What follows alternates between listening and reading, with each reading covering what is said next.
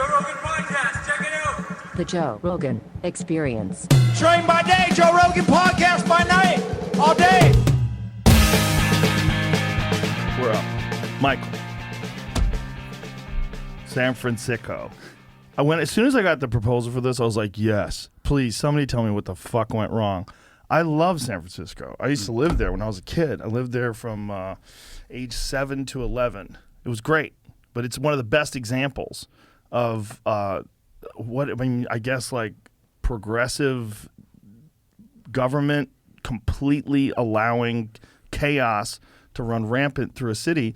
And now when you go back there, it's just tense, and there's an app where you can find human shit. Have you seen that app? Oh, sure. Yeah. What happened?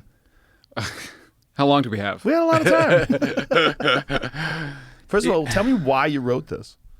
Well, I wrote it for the same reason you're interested in having me on, which is like what happened, and how do you peel that onion and go? How far back does it go? How deep is it? So I've been working on progressive causes since the mid-'90s. I moved to San Francisco to work on radical left causes, environment mostly, but also criminal justice. I worked for a bunch of George Soros charities, including for his foundation. Some of that work I'm still very proud of, and some of it I have questions about. I helped Maxine Waters organize civil rights leaders for needle exchange. I still believe in needle exchange. That's the distribution of clean needles to prevent the spread of HIV/AIDS. I still support the decriminalization, medicalization first, but then the decriminalization of marijuana.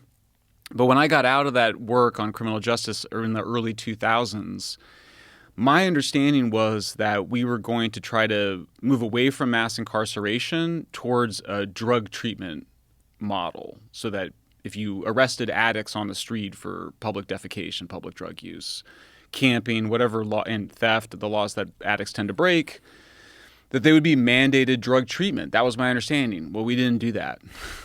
We just stopped enforcing laws. And basically the question I wanted to ask is, how did we go from this place of we need to help addicts get into recovery so that you deal with the root cause of the problem, to basically viewing addicts, people with mental illness, the homeless, as victims who are sacred and who have to be protected from the consequences of their own behavior.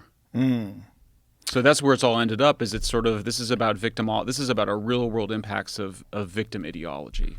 Yeah, it's this thing that happens to people when they. I had a friend who worked with homeless people, and he was a comedian, and he was doing a bunch of different charity work, and he would work for the Laugh Factory. They have this like feed the homeless thing, and he said, dude, the thing is like once you work with them for a long time, he goes, you sort of get to this place where you're like, I don't think you can fix this the way we're fixing it by just like giving them food and giving them shit. Like something needs to be done radically to change it. He's like, there's so many of these people that are so fucked up, like allowing them to continue what they're doing and continue camping and continue just living on the street is not good for anybody, and it's just going to make more of them, which sounds crazy until you see what's happened in Los Angeles, what's happening in San Francisco, and many of these other progressive cities.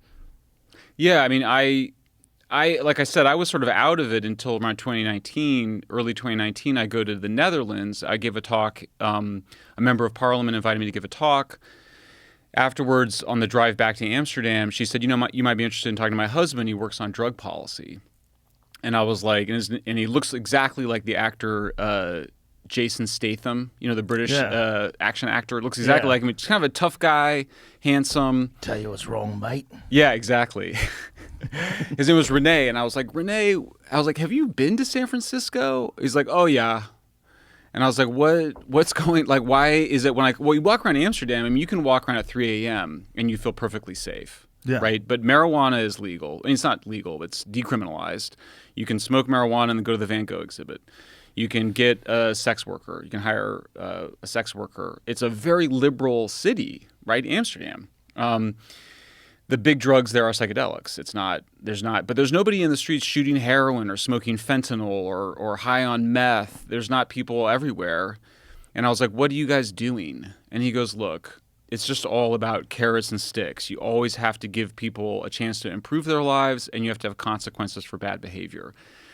And that seems so obvious and so simple, but basically that's what we've done in progressive cities, is that we've just removed the sticks so that there's no consequences for bad behavior. We're just not enforcing many of the laws. That's why people go in and they can take up to $950 worth of goods out of Walgreens. They can loot the drugstores. They can use that then to buy drugs. You have all sorts of these, public camping. These are basically behaviors that progressives, really the radical left, so-called homeless advocates, drug decriminalization advocates, and others have been advocating for 30 years. Then we're, of course, in the midst of two massive drug epidemics. So we had when I got out of this in the year 2000, 17,000 people died every year from drug overdoses or drug poisonings. Last year it was 93,000 people that died, and it's probably going to keep going up if we don't do anything. So the whole argument is that we just need to do much more like what the Dutch do, which is that you have to restore consequences for behavior. They do the best job, as far as I can tell, of really any advanced country. Germany does pretty good. Japan does pretty good. Dealing with difficult people that are often suffering from mental illness, but also drug addiction. And it's compassionate, but it also requires discipline. Love is not enough. Yeah, and how do they do it? So did they ever have a point in time where their society deteriorated the way that San Francisco has? Yeah, it is one of the most interesting things is that there's 5 European cities that all had what we call homeless encampments, but what the Europeans call open drug scenes. And I discovered this incredible research that was done of Amsterdam, Frankfurt, Lisbon, Vienna, Zurich. 5 big open-air drug scenes in the 1980s. My Dutch friend Rene tells the story. He was a nurse. At first, they were just giving people methadone, offering help, what they call helping services. And people would be like, sure, we'll take the methadone, but we're not going to quit using heroin. And they finally used a combination of law enforcement and social services. So, if we can avoid it, I certainly have dedicated a lot of my life to wanting to get away from this thing of just putting people in prison for decades at a time. It's terrible, right? It destroys people's lives, it destroys communities. But you do have to have some amount of coercion to give people, and people have a choice. Like, you can just go to prison, or you can get clean. You can get abstinent. So everybody has to be in shelters. It's not this thing of like, hey, if you want to be in a shelter, okay, but if you want to just sleep wherever you want, that's okay, which is what we do in San Francisco and LA, and to some extent Austin was doing that until very recently. Yeah.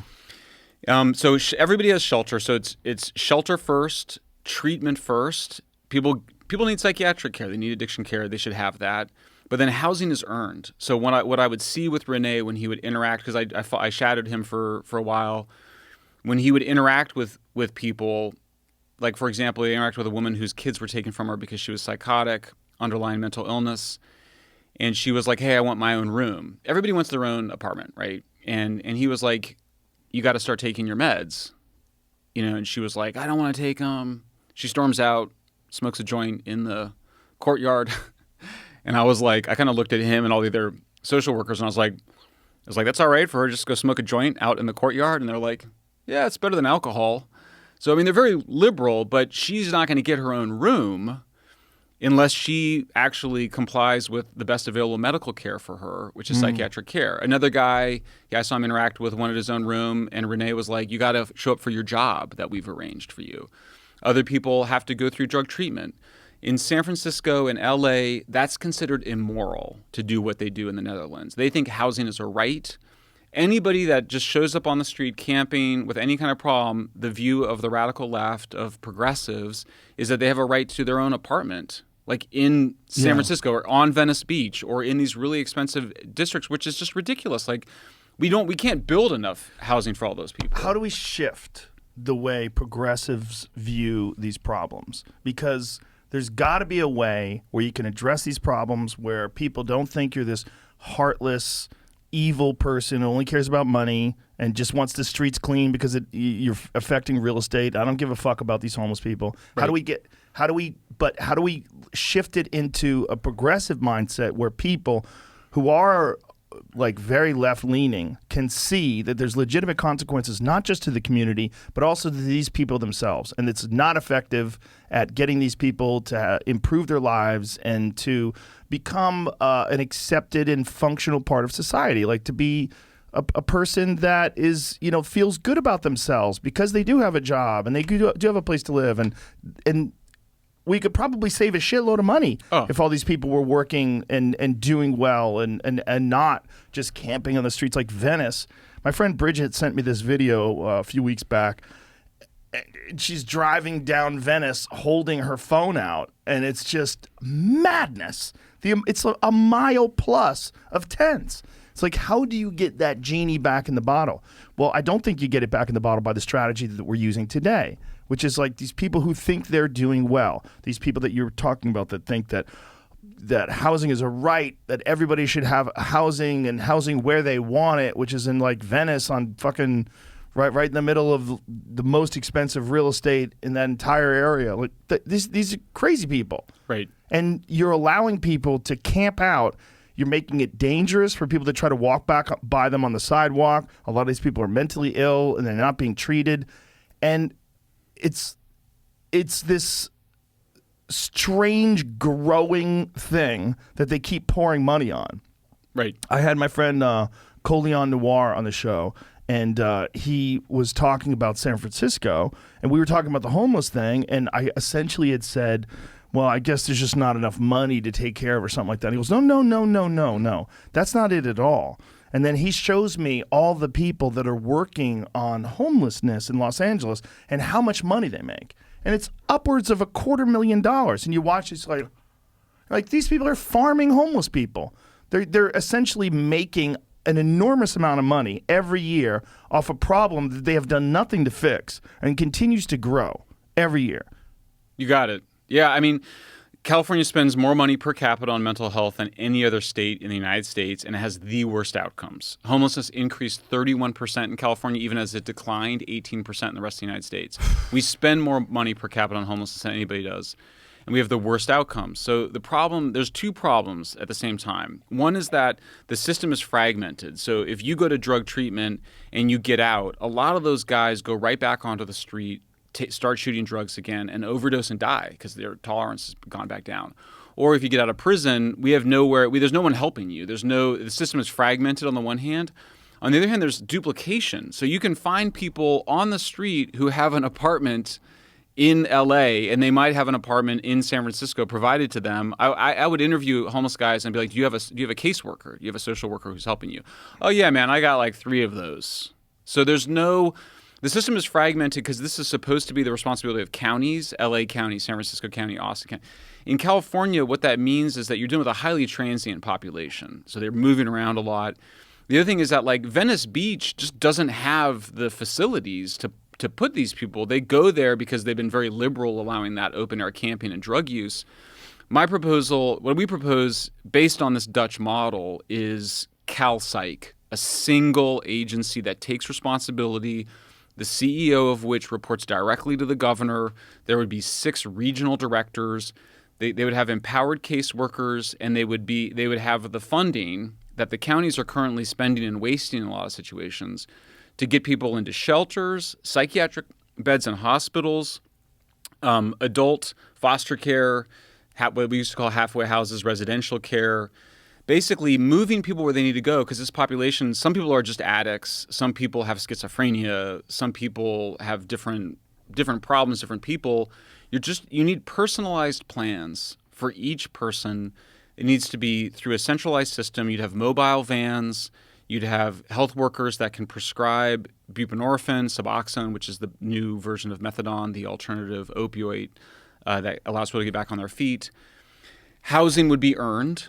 You don't just get it. You earn it after you go through your personal plan, but it has to be centralized. And it's funny because I was like, basically conservatives are right about what the problem has been, but progressives have had a good point about what the solutions are, which is basically you need universal psychiatric care. and I'm agnostic whether it's government run or private, but it needs to cover everybody. It needs to be simple. You need to have one set of caseworkers. Right now, you have literally hundreds of nonprofits who get contracts from the counties. It's all duplicative and also fragmented. We need a single agency, CalPsych. If you want to get anything done in our society, particularly in situations of chaos, you need a hierarchy. And that's what we need to do in California, something like CalPsych. Texas is probably very similar. I noticed that for Austin to finally take action, the governor and the legislature of Texas had to impose a ban on camping. But I think you have to follow that up with some sort of coordinated psychiatric services. I mean, I called 911 yesterday because there was a homeless guy in the street near the highway here in Austin. He was about to get hit by a truck, and they were like, the dispatcher goes, I go, he's psychotic, and she goes, do you think he's psychotic from mental illness or from drugs? I'm like, how am I supposed to know that? Like, what? I mean, like psychiatrists don't know if you're on meth or if you're schizophrenic. It's like it manifests the exact same way. The citizens, the county, people are being asked to do things that we're not qualified to do. You need qualified people running a single centralized agency that reports to the governor, and then people can be hired and fired if they do a bad job.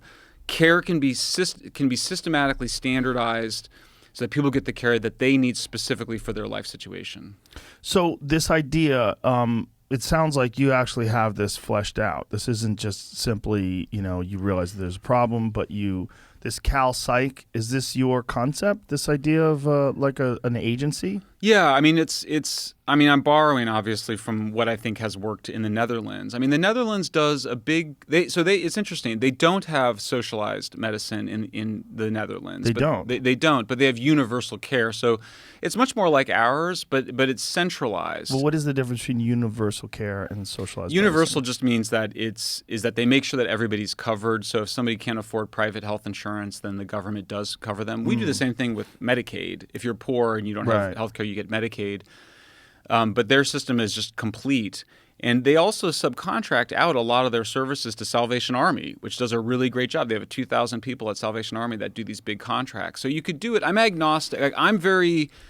We have to solve this problem. That's my view. We Clearly. can't have a civilization and have this problem continue. So I think that both the Republicans and Democrats have been kind of namby-pamby about this, and they've always been trying to be like, what you see in this space is a lot of people being like, oh, there's this little project that I see working in my community, and that could be it's like that's the wrong level. It has to be handled at the state level. It has to be comprehensive. That's what matters. Is it all government-run agency? Is the agency subcontracting to private agencies like Salvation Army? That's to be determined. That we can figure that out, but you have to have it. Let's start this back from where it really went south.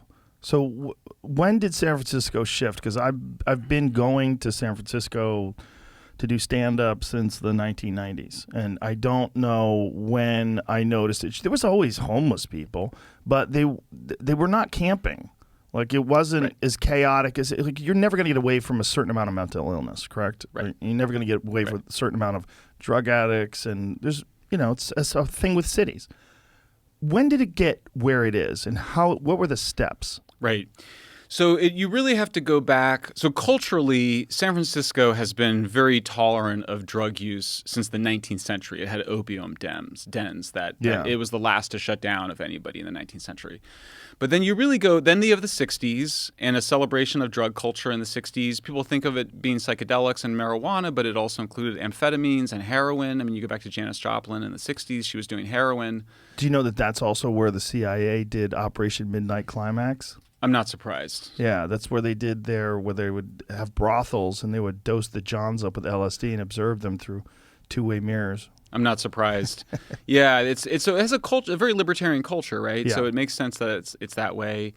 But then I think you have to go to the 1990s with the movement that I was involved in, harm reduction, also had at the same time, it wasn't exactly the same movement, but it was also expanded treatment of pain through opioids. And that's the beginning of the opioid epidemic, really begins with the liberalization of opioids, so that we just overprescribed opioids, right? This is now a famous story in the United States. We just gave them away to too many people. A lot of people that probably should have received an antidepressant or maybe some medicine for ADHD or were just depressed were getting opioids, and their doctors were encouraged to do it. Obviously, the pharmaceutical industry encouraged it. Obama then, we started restricting that around 2010, and then a lot of those people then switched to heroin. And then meanwhile, in the background, really growing from the 60s, but just getting more and more intensified and concentrated is meth. So you have two separate epidemics, meth and opioids, and they both kill. Now we're into next generation opioids from heroin, which is fentanyl, which is something that you've covered here a lot. And so that's how you get these just rising. So you basically, on the one hand, you get gradually increasing death toll from that 17,000 in the year 2000 to 93,000 last year. But fentanyl also is game changing. And so it's much easier. Usually heroin, it's harder to overdose. Usually it's because of mixing with alcohol or benzodiazepines. But you get to fentanyl, and it's much easier to just overdose directly on fentanyl. And now the Narcan's not working as well against the fentanyl. So that's basically it. Now the tents, I tried to answer this question, and there's disagreement about it, but definitely Occupy brought a lot of tents into the homeless community. Interesting. In 2011, I mean, I remember around in Oakland where I was working at the time, there were all these Occupy tents at in front of the city center. And the same thing in San Francisco. And then after Occupy ended, the anarchist activists just gave the tents to the homeless. And, it seems like a nice thing to do, right? Like, here, you have a tent to stay in. It seems like the compassionate thing to do, but then it basically just grew out of control. And so we call, we euphemize it by calling it an encampment. It makes it sound like it's a happy camp. Yeah. But we know that, women are raped in those camps. Mentally ill people are taken advantage of. People overdose and die. People are killed. When you can't make payment for your drugs, the drug dealers stab you with a machete. So these are really violent, dangerous, terrible places. You get hepatitis because of all the feces. So it just spiraled out of control. So it's hard to pinpoint any single thing. But I think, yeah, for sure, like Occupy 10 years ago, and then just we even see basically cities and police becoming more liberal around public drunkenness in like the 70s. And in the 1980s, when homelessness really emerged, you mentioned comic relief. I mean, comedians actually did a real disservice on this issue. Billy Crystal, Whoopi Goldberg, Robin Williams, by suggesting that homelessness was a problem of poverty. It was really a result of the crack epidemic, crack and alcohol. Certainly there were economic forces involved, but progressives have just badly misled people into thinking that this is a problem of high rents. Is this just because it feels good to like rally against the rich and to say that we need to just be compassionate? And is that what it is? Yeah, I think that if I had to summarize it, I quote this amazing addiction specialist from Stanford, Keith Humphreys, who calls it left libertarianism. So it's basically this idea, and this is where the book ends up going, is that to victims give everything and demand nothing. It's a combination of a radical left view, but also combined with a libertarianism. So that's what's kind of behind it. I mean, you interview people, and they just think it's immoral to demand anything from addicts or from homeless people. How dare you? Right. How dare you ask them to change their behavior? They're victims of all these terrible things. And in a lot of cases, they are. But the whole thing is that nobody to suggest that somebody's essentially a victim actually ends up being, I think, racist. The idea that all black people are victims, I think, is a racist idea. The idea that all white people are benefiting from privilege, also a racist idea. But that kind of racism, it's a different kind of racism than the type that we're all used to, which was, racism type 1 was, how do we justify enslaving Africans, basically? And how do we justify prejudicial policies against, people of color mostly? Type 2 comes out of guilt, and so really it starts in the 60s. At a point where we passed civil rights legislation in 1964, you get to 1970, and this very famous book gets published called Blaming the Victim. And the idea is that basically any policies that demand some accountability and taking of personal responsibility is effectively a kind of victimization. So what the problem is, it seems like education and just the general attitude of the left has gotten radically more progressive over the last 5-10 years or so. And it's a trend that I don't see slowing down. And there's a dogmatic approach to certain different aspects of it, whether it's anti-racism or whether it's, whatever the subjects are, whether it's homelessness, poverty, illegal immigration. There's this dogmatic position where if you want to be in with the progressives, you have to subscribe to the ideology hook, line, and sinker. And if you don't, if there's any deviation, that deviation is your white privilege or white supremacy, or there's some way that people find to demonize any opposing viewpoints. How do we get people who are left, who are progressive, who recognize that this is a problem, but we need to let them know that there's an actual pragmatic approach to this that may seem cruel on the surface, but is ultimately better for the people involved, better for everyone, better for the actual homeless people themselves, better for the community at large. Like, how do we shift the perception?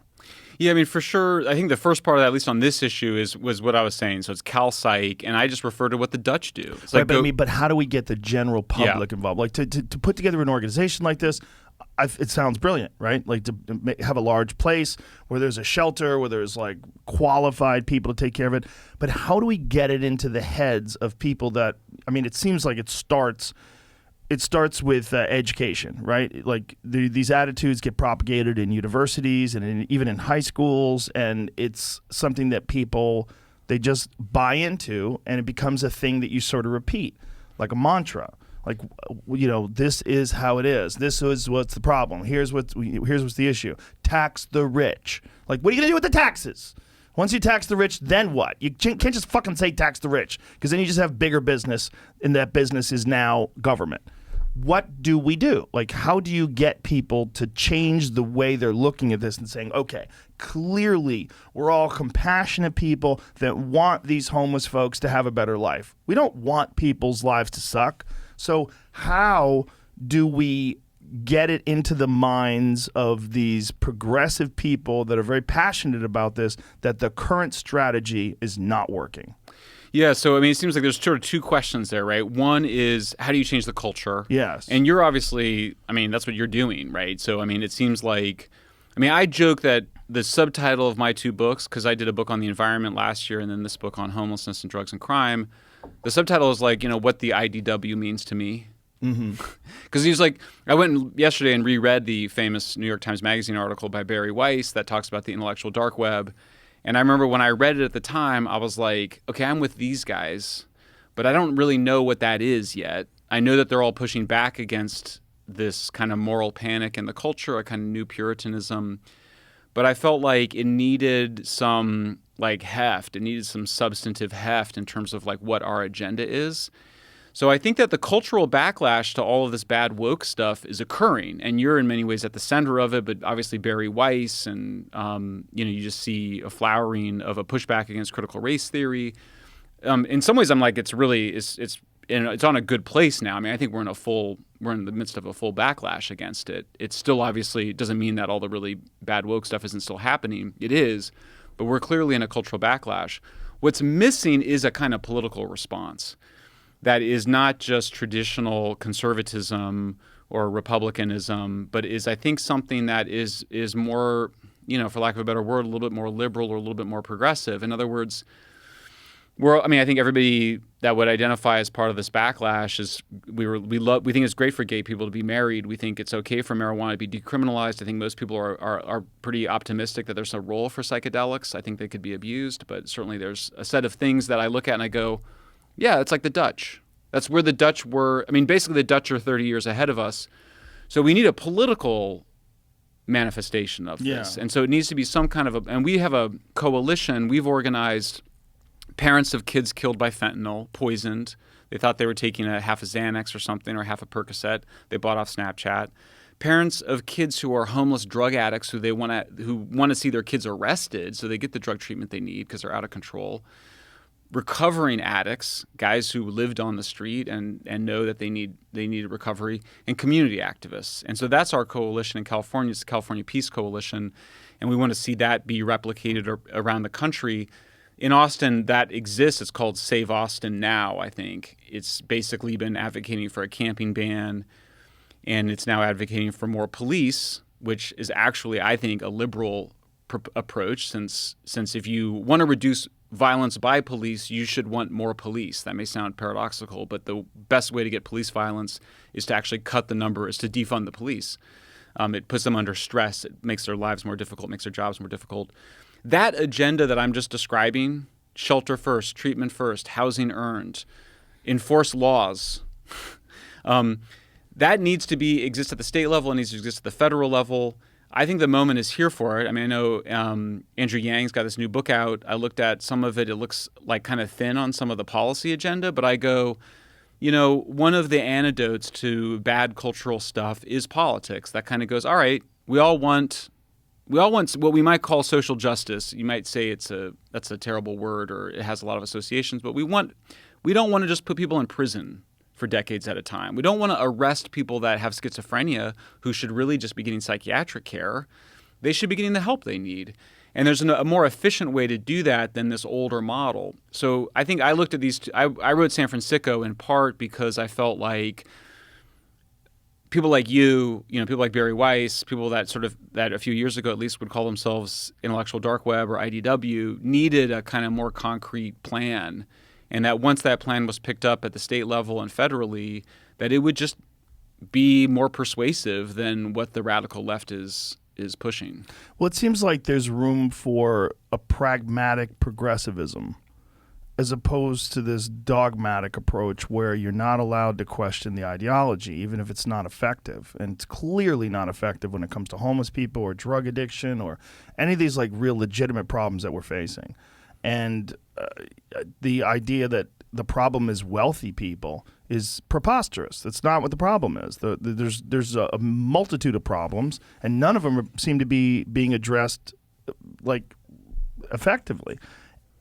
Have you brought any of this or any of these ideas to actual politicians or people that are working on homelessness and policy? And if so, what has been the response? Yeah, I mean, I had basically everybody talked to me. And I mentioned I worked for a lot of the Soros type stuff in the 90s. I worked on criminal and juvenile justice, drug issues. So those guys all talked to me. I spoke to the former head of the National Institute of Mental Health, a guy named Thomas Insel, who's the top advisor to California's governor. They all agreed. I mean, it was like on like most issues, they would all agree, and they think that things had gone too far. Insel, who advises Gavin Newsom, California's governor, he when I'd really push him, because I'd be like, dude, like, you talk to the governor, like, can you have a word with him and make this happen?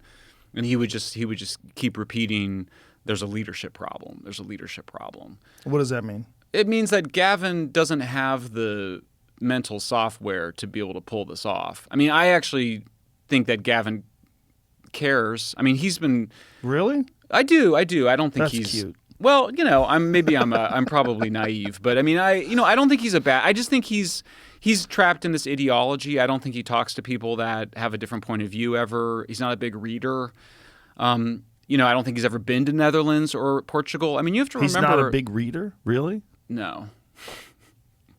I don't want to be mean about it, but I mean, it's not being mean. He's in a position of leadership. It's a very important thing to talk about. I mean, I'll tell you something that's shocking. For 25 years, progressives have been spreading this idea that they go, well, in Portugal, they just decriminalized all the drugs, and that's how they solved the problem. That is total BS. I interviewed the head of Portugal's drug program, and I asked him, I said, Dr. Goulau, what would happen if I was injecting heroin in public in a downtown park in Lisbon? And he goes, you would be arrested. And I was like, what? He was like, yes, you would be arrested and taken to the police station. And if you had more than you're allowed to have for personal possession in Portugal, you would be prosecuted. For distribution. If you had the amount for possession, you would still be brought in front of something called the Commission for the Dissuasion of Addiction, this scary Orwellian panel that includes prosecutor, defense attorney, social worker, and your family members. Wow. Which is probably the scariest part of it. And you'd be like, it's an intervention. It's what we call an intervention. And they coerce you out of it. If you can't get away with these behaviors in Portugal, there's nobody shooting drugs like this in Amsterdam. So they've basically misled all the politicians. On the other hand, like Gavin Newsom could have flown to Lisbon or to Amsterdam and gotten the same tour that I got. But do you think that those kind of policies, that it's possible with the Schedule 1 treatment of certain drugs in this country? I mean, I know that Portland, like Oregon right now, has essentially decriminalized on a state level basically everything, right? Yeah. But that is one of the worst examples of progressivism gone wrong up there. I mean, that place is just fucking chaos. Right. Especially Portland. I mean, parts of Oregon are great. But. Like we Americans, we just swing too far to the extremes, So I mean, the funny thing is when you look at the laws in the Netherlands, it's still illegal to have drugs. It may be decriminalized, but they actually allow penalties to exist so they can prosecute you if your behavior's out of control.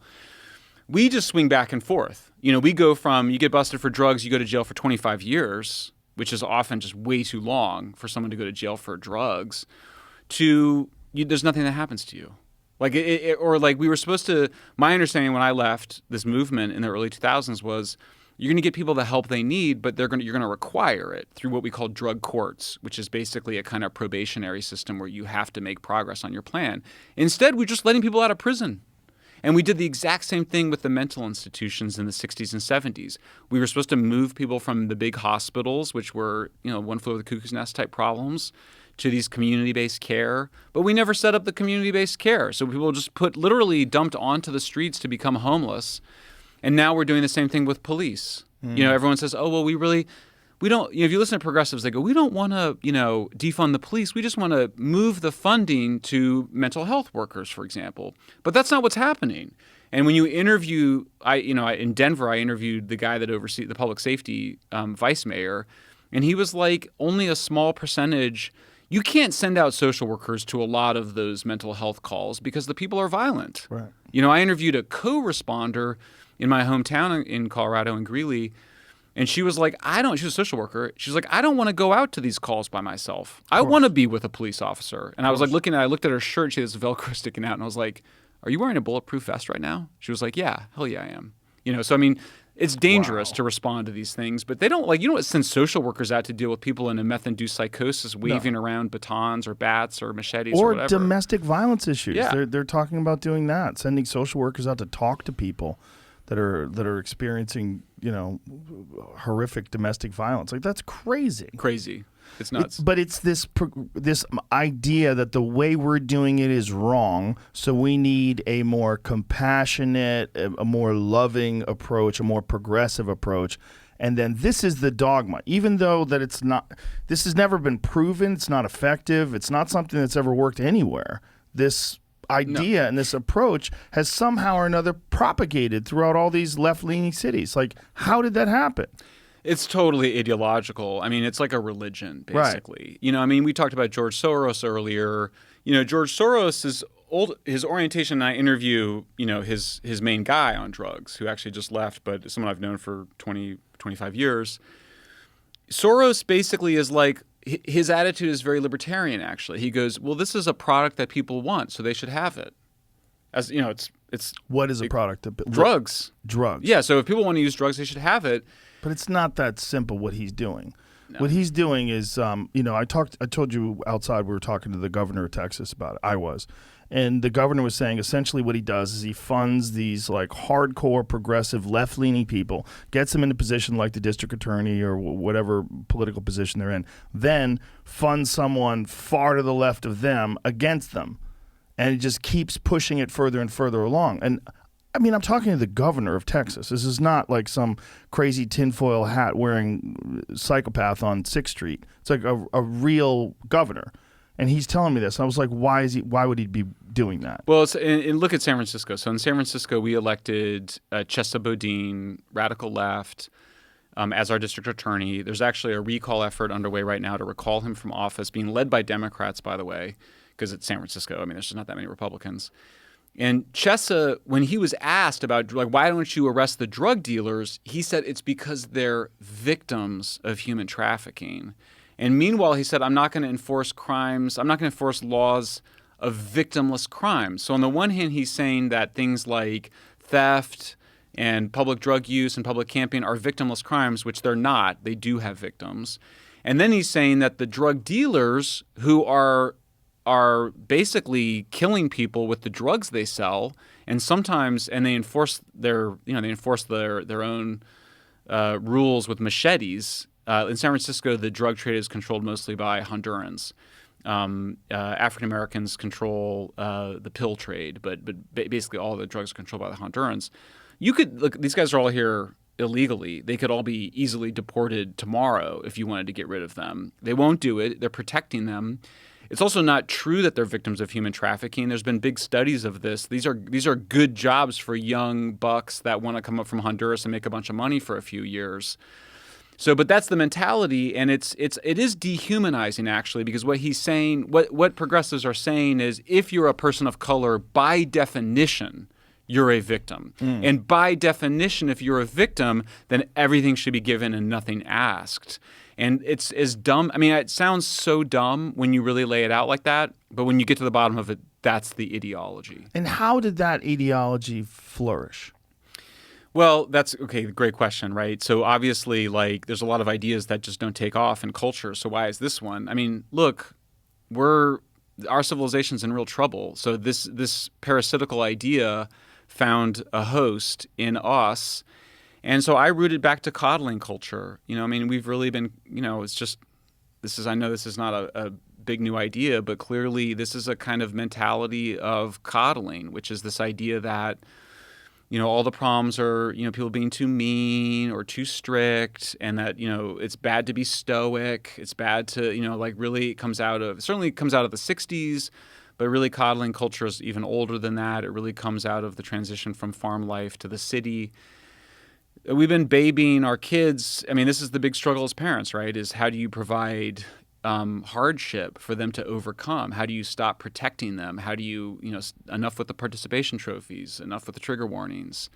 So this, in some ways, I look at San Fransicko and I go, this is an extension of the work by psychologists like Jonathan Haidt and others who have documented the harms of coddling.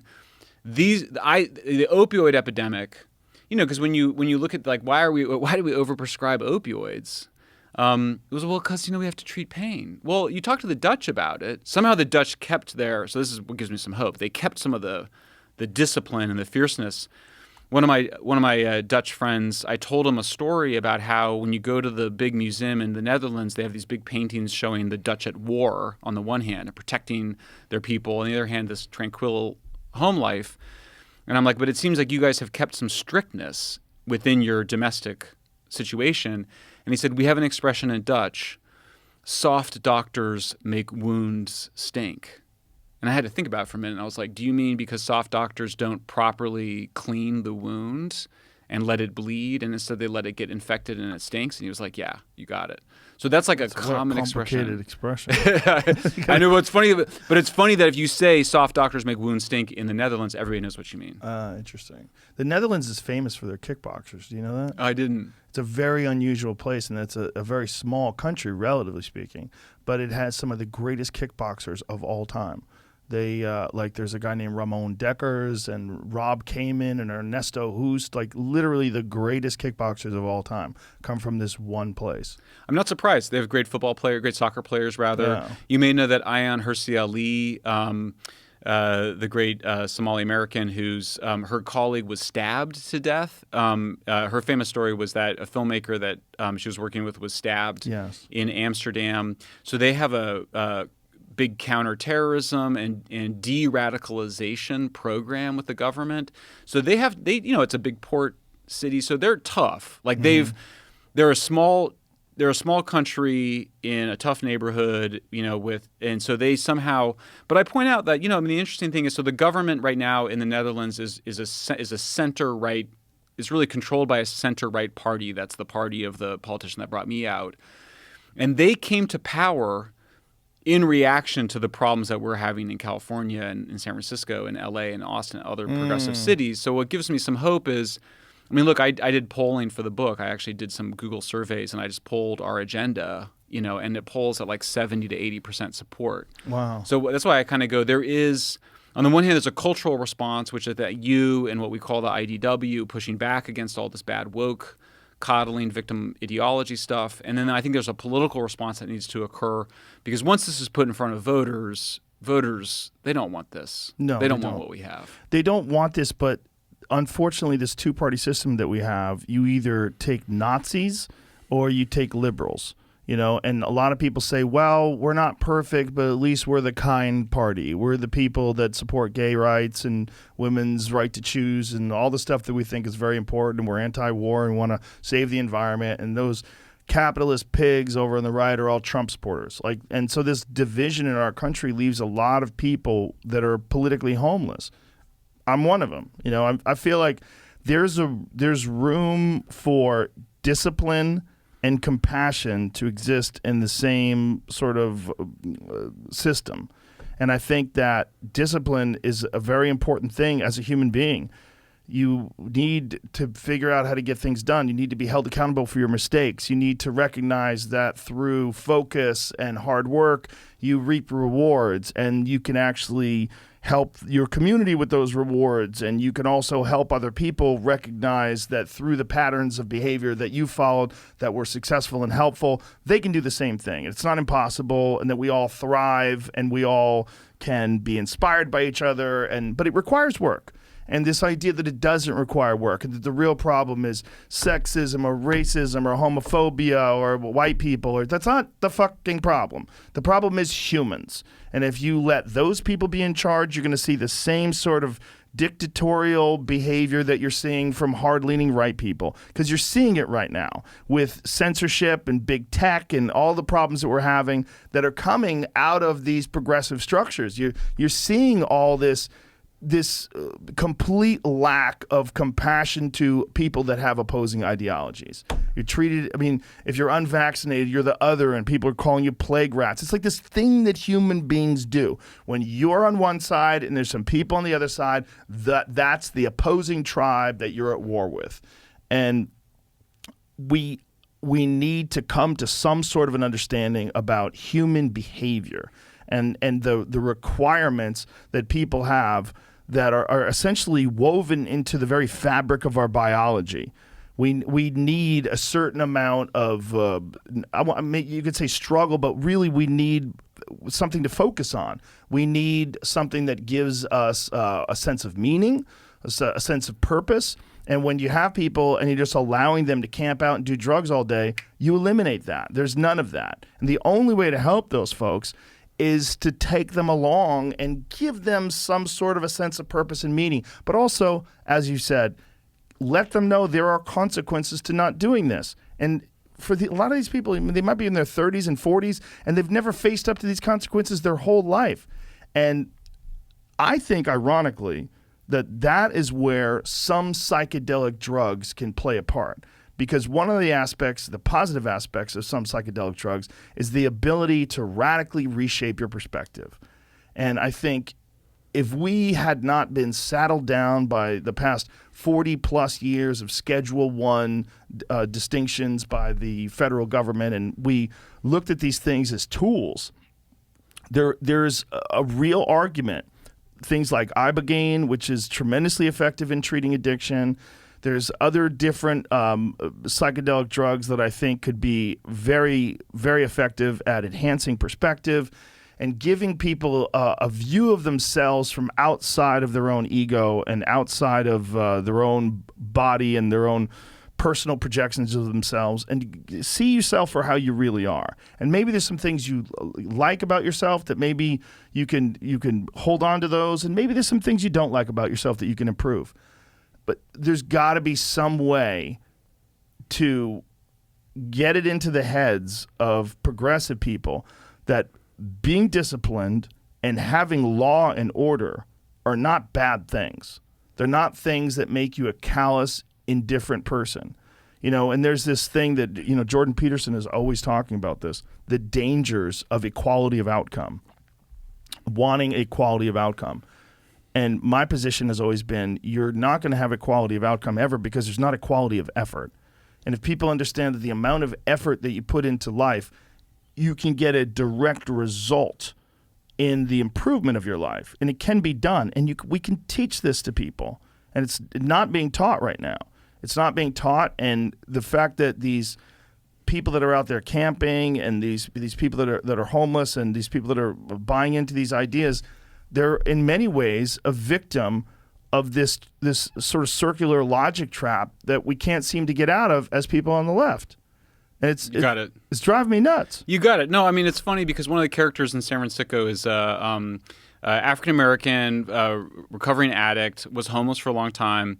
And the dominant discourse would be to think, oh, Jabari, how were you traumatized in your youth? What trauma was inflicted on you? And he goes, I was a really selfish motherfucker, man. Am I allowed to say that? He says that? Yeah, of course. Yeah. He goes, I was a really selfish motherfucker. And I told another character in the book, another recovering addict, that, and he laughed. He goes, yeah, I was kind of spoiled. He said I was spoiled. It's like I was spoiled too.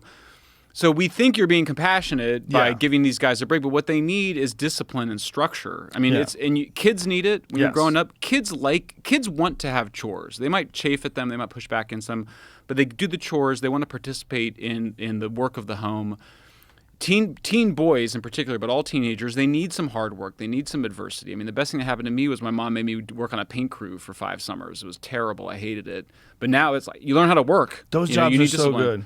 The Beatles were wrong. Yeah. Love is not all you need, right? That was just wrong. They were on acid. Yeah, they were really, okay, the downside of psychedelics in that sense. When I was a kid, I got jobs on construction sites, and I remember very clearly there was this one job that I had building a wheelchair ramp at a Knights of Columbus Hall. So for weeks, all I did was carry around cement bags and pressure-treated lumber. And I was so tired every day. And at the end of that period of my life, I was like, I am going to figure out what I'm going to do with my life. I'm not just going to get a job. Because I can't do this. Like, this will suck your life dry, and you'll have nothing left. But that kind of hard work, that escapes some people. Unfortunately, some people never have that moment in their life. They realize, like, okay, like you could go wrong.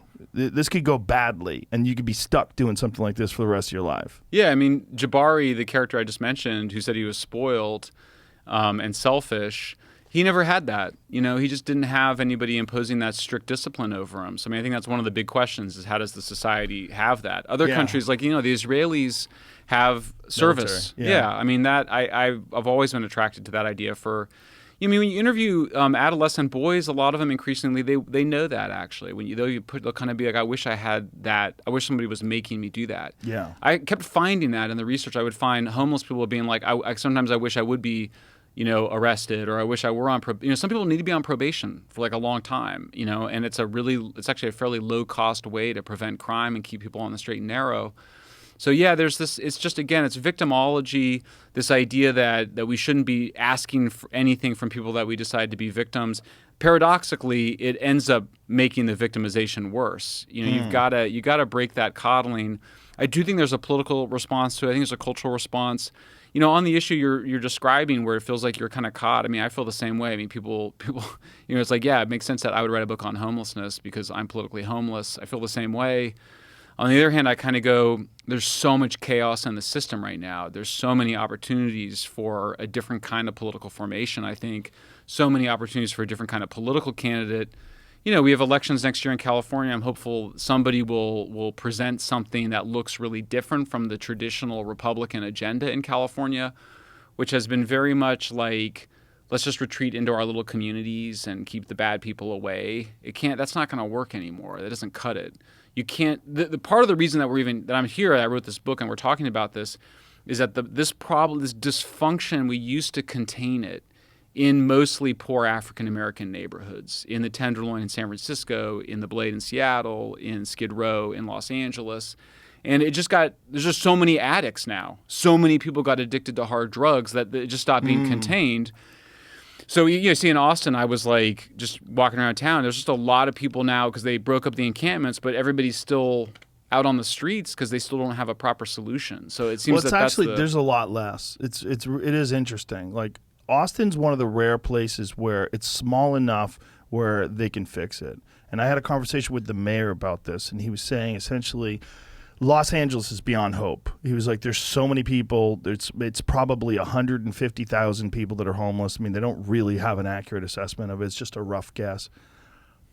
he's like, Austin, we have between 2,000 and 3,000. Right. He's like, we can fix that. Yeah. And they've done a good job in that sense of, first of all, making it so they can't just camp out, because it used to be you would go down Cesar Chavez, you would see tents everywhere. They were all over the place. Those tents are all gone now, which is crazy because you're actually seeing improvement. Living in Los Angeles, I'm accustomed to zero improvement ever. I mean, we have such a low standard of what the government is capable of doing that when you see improvement, you're like, what is going on? Are they really fixing things? Are things getting better? Nothing gets better in LA. It just doesn't. It gets worse. They throw more money at it, and it keeps getting worse.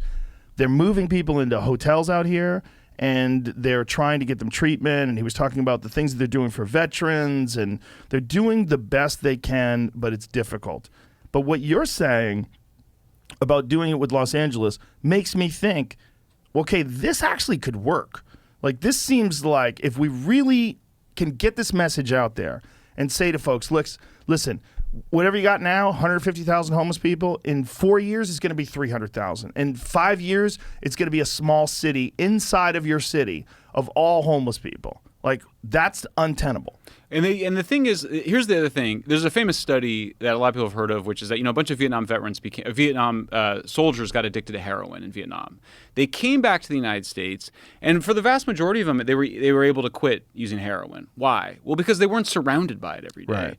So you can't quit your drugs while living in the Tenderloin or on Skid Row. You have to go somewhere else. So if you have a statewide approach, people in Skid Row are repeat offenders who get brought in front of a judge and are offered either drug treatment or jail. If they choose the drug treatment, they shouldn't be in LA. A lot of the times they could be going to Fresno or Bakersfield or low-rent cities for the adult foster care or residential care or drug treatment or shelter, whatever they need. Take them out of their environment. They can't be there. Right. They say it themselves. I mean, in fact, when I cite some research here where you interview people and they're like, they don't want to be there because they know that they're triggered every time can you imagine trying to quit heroin and seeing a dude shoot up right there next to you? You just want to do it. We know that happens to people. So yeah. It has to be a statewide solution. I mean, I think the hotel stuff is pretty temporary too. I mean, you just go put people in hotel rooms and you don't deal with their underlying addiction or mental illness. It's not going to last. So you have to have a proper system where people have plans and they have you have a strategy for each person for them to live independent lives. Yeah, I don't think possible. It's as comprehensive as what you're proposing, but I think they're trying to make some sort of a incremental improvement. And I know they do have some sort of a counseling aspect to it, but I agree. What you're saying is you really need almost like one person per person, which sounds crazy because then you got 100 you don't need. Yeah, I mean, caseworkers can handle. I mean, it depends on who you believe. But I mean, they can handle 10 to 30 people at a time. Really? Oh 30? sure. Oh sure. 30 sure. junkies? It depends on how. Yeah, I mean, look. I mean, there's a difference between. How do you schedule them in? Well, I mean, first of all, you're not babysitting them. I mean, they have to be somewhere and they have to have jobs and be doing things. But yeah, it's different for someone with schizophrenia. These are difficult people. But a 25-year-old who got addicted to heroin but could actually go get a job and get on with his or her life, that's something different. They shouldn't require lifelong care. It's interesting 'cause some of my favorite people are former junkies. There's something about them. They've been to hell. They're the heroes of this book, actually. The heroes. There's a chapter called The Heroism of Recovery. What I love about talking to people that are in recovery, recovering addicts, is just how honest they are. Yeah. About how terrible their own characters were, and and the terrible things that they did. They had to confront. They're funnier. Yeah. They're. I mean, like I said, he's like I was a real selfish motherfucker, man. Like that's what Jabari says. And it's like and he's politically incorrect. They're so honest about it. They've had to confront it. So I'm pretty practical though too. I kind of go, look, if some people are going to be on methadone or Suboxone for the rest of their lives and that's what they need, that's fine. I'm even fine if some small number of people, not a lot of people, need heroin maintenance. That's something that they use in the Netherlands, but it's like something like 150 people total, not 150,000 people. So it seems like the homelessness is a giant issue. The drug addiction is a giant issue. But another giant issue is this acceptance of a certain level of crime, which I don't, for the life of me, understand how anybody said yes to this idea that stealing up to $950 worth of stuff should be okay. Because then they're just going to steal $950 worth of stuff at every chance they can, no one's going to get arrested for it, and you're not going to have any businesses. Like, how no one was in a meeting and go, hey, what are you saying? Well, think about it. It was the same ballot initiative I voted for. You probably voted for it. It passed with 62% of the vote, Prop 47 in the year 2014. It basically it decriminalized up to 3 grams of hard drugs. Imagine 3 grams of fentanyl is enough for weeks. Kill 100,000 people. It's an incredible amount of fentanyl. Yeah. That same proposition then decriminalized stealing $950 worth of goods. So, yeah, there were. I mean, look, the prosecutors and the cops were like, this ain't going to turn out right, guys. But all of us were, we were worried about mass incarceration. Yeah. I think rightly so. We didn't have that third way approach. The third way says, look, a lot of people need to be on probation. A lot of people need to remain in some way, connected to a caseworker, a sort of caseworker who's up in their business a lot.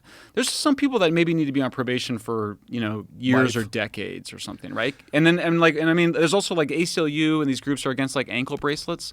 Why are we against ankle bracelets? I mean, it's better than people being in prison. They can be with their kids. You know where they are. So there's just a lot of stuff like that I think our thinking has been too black or white, and we need to introduce more of that European, that Dutch grays into this, where it doesn't have to be all or nothing. It's not like we don't have to choose between mass homelessness and mass incarceration. There is a better way.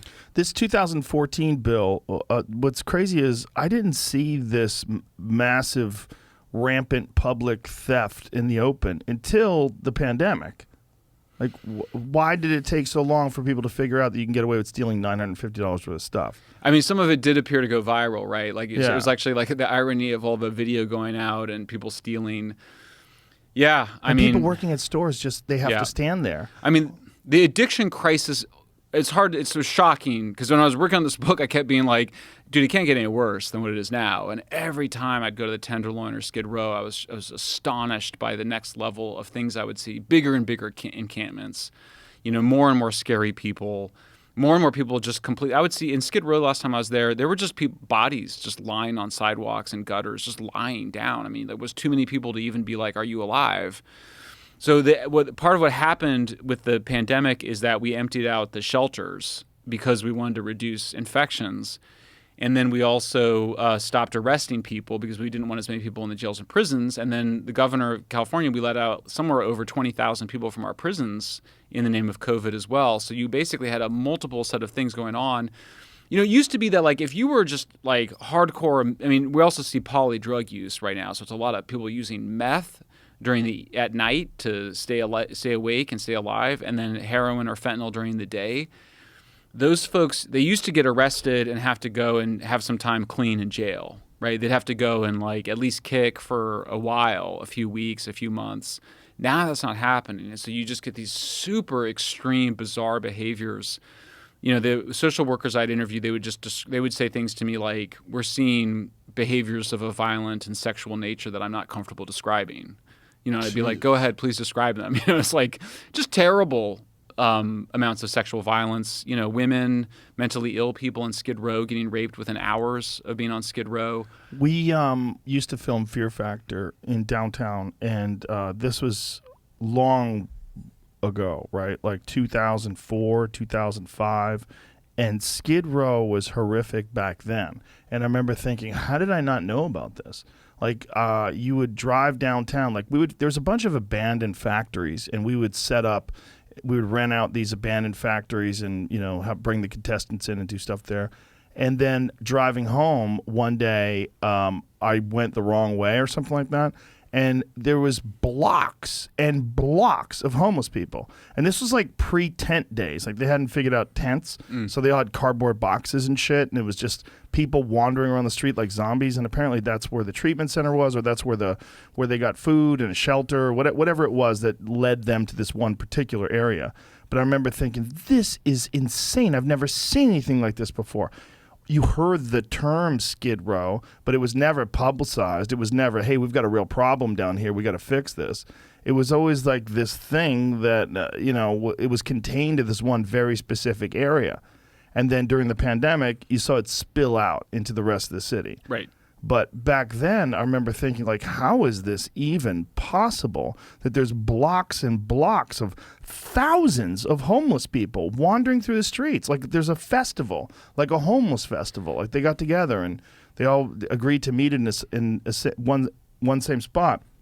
And then I was watching this documentary on the Cecil Hotel on Netflix. And part of the documentary was one of these guys was an expert on Skid Row, and he's explaining that they had essentially designated this area for criminals and miscreants and homeless folks and drug addicts decades ago, and that they'd started putting people into that area and keeping them from leaving. And that's how places like the Cecil Hotel started hosting these folks. And, you know, this area has sort of been like a refuge. It started for sure. Both Skid Row and the Tenderloin, these other neighborhoods, they start with a lot of what are called single residency occupancy hotels, which are the really, badly infested and terrible hotels. They used to be for poor people, in the 30s and 40s. After World War II, a lot of them were just converted to normal, housing apartments. But yeah, for sure, the containment strategy was there. I mean, the interesting thing about, one of the interesting things I discovered is that, like, there's also a lot of mental health treatment there. There's a lot of services there. So they become, this is one of the things that the Dutch did, is that they were like, you can't just concentrate all this stuff in a single neighborhood. It's got to be spread much more evenly around the city or around the state, as I'm proposing. Because I think, obviously people in Beverly Hills will mobilize against any sort of, shelter or mental health treatment facility. One of the interesting things I discovered in the research was that, there's a sociologist went and studied mental health or drug addiction, drug recovery facilities in Malibu.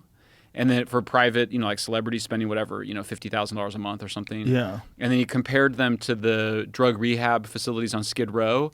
The biggest difference is that they are harsh and strict in Malibu, and they're liberal and lenient in Skid Row. Really? So in Skid Row, like in Malibu, they're like cracking the whip, and you got to get up and do your yoga or whatever. It's like it's like a boot camp. And in Skid Row, it's like people are like banging their heads against the wall until they bleed, and they won't intervene out of this kind of victim ideology. But I think it's sad in the sense that like the bourgeoisie, the ruling class, when their kids have drug problems, they know how to treat it properly. They don't mess around. It's only for the lower classes, for the poors, that get this totally substandard form of treatment. When you were writing this and when you're going over this and researching it and just thinking about the problem, did you ever let it play out in your head, like, what if we don't do anything? Like, how far does this go? Like, how much chaos can we really grow in our cities to the point where it's unsustainable? I mean, look, this is an open question around whether or not our civilization is just completely ending or not. I mean, intro, I talk about how I came. So early in my research, I discovered 3 books written in the early 90s that basically got this issue just right. They were like, look, this is a problem of addiction and disaffiliation, which is just a fancy way of saying, because, the basic picture is you get addicted to drugs, you stop working so you can do drugs full time.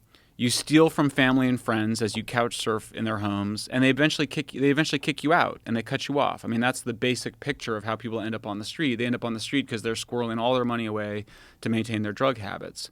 It's the opposite picture that progressives paint, where people, I couldn't afford the rent, and I'm a hardworking guy anyway, but I'm just going to go live on a tent in the street. I just didn't find a single case of that.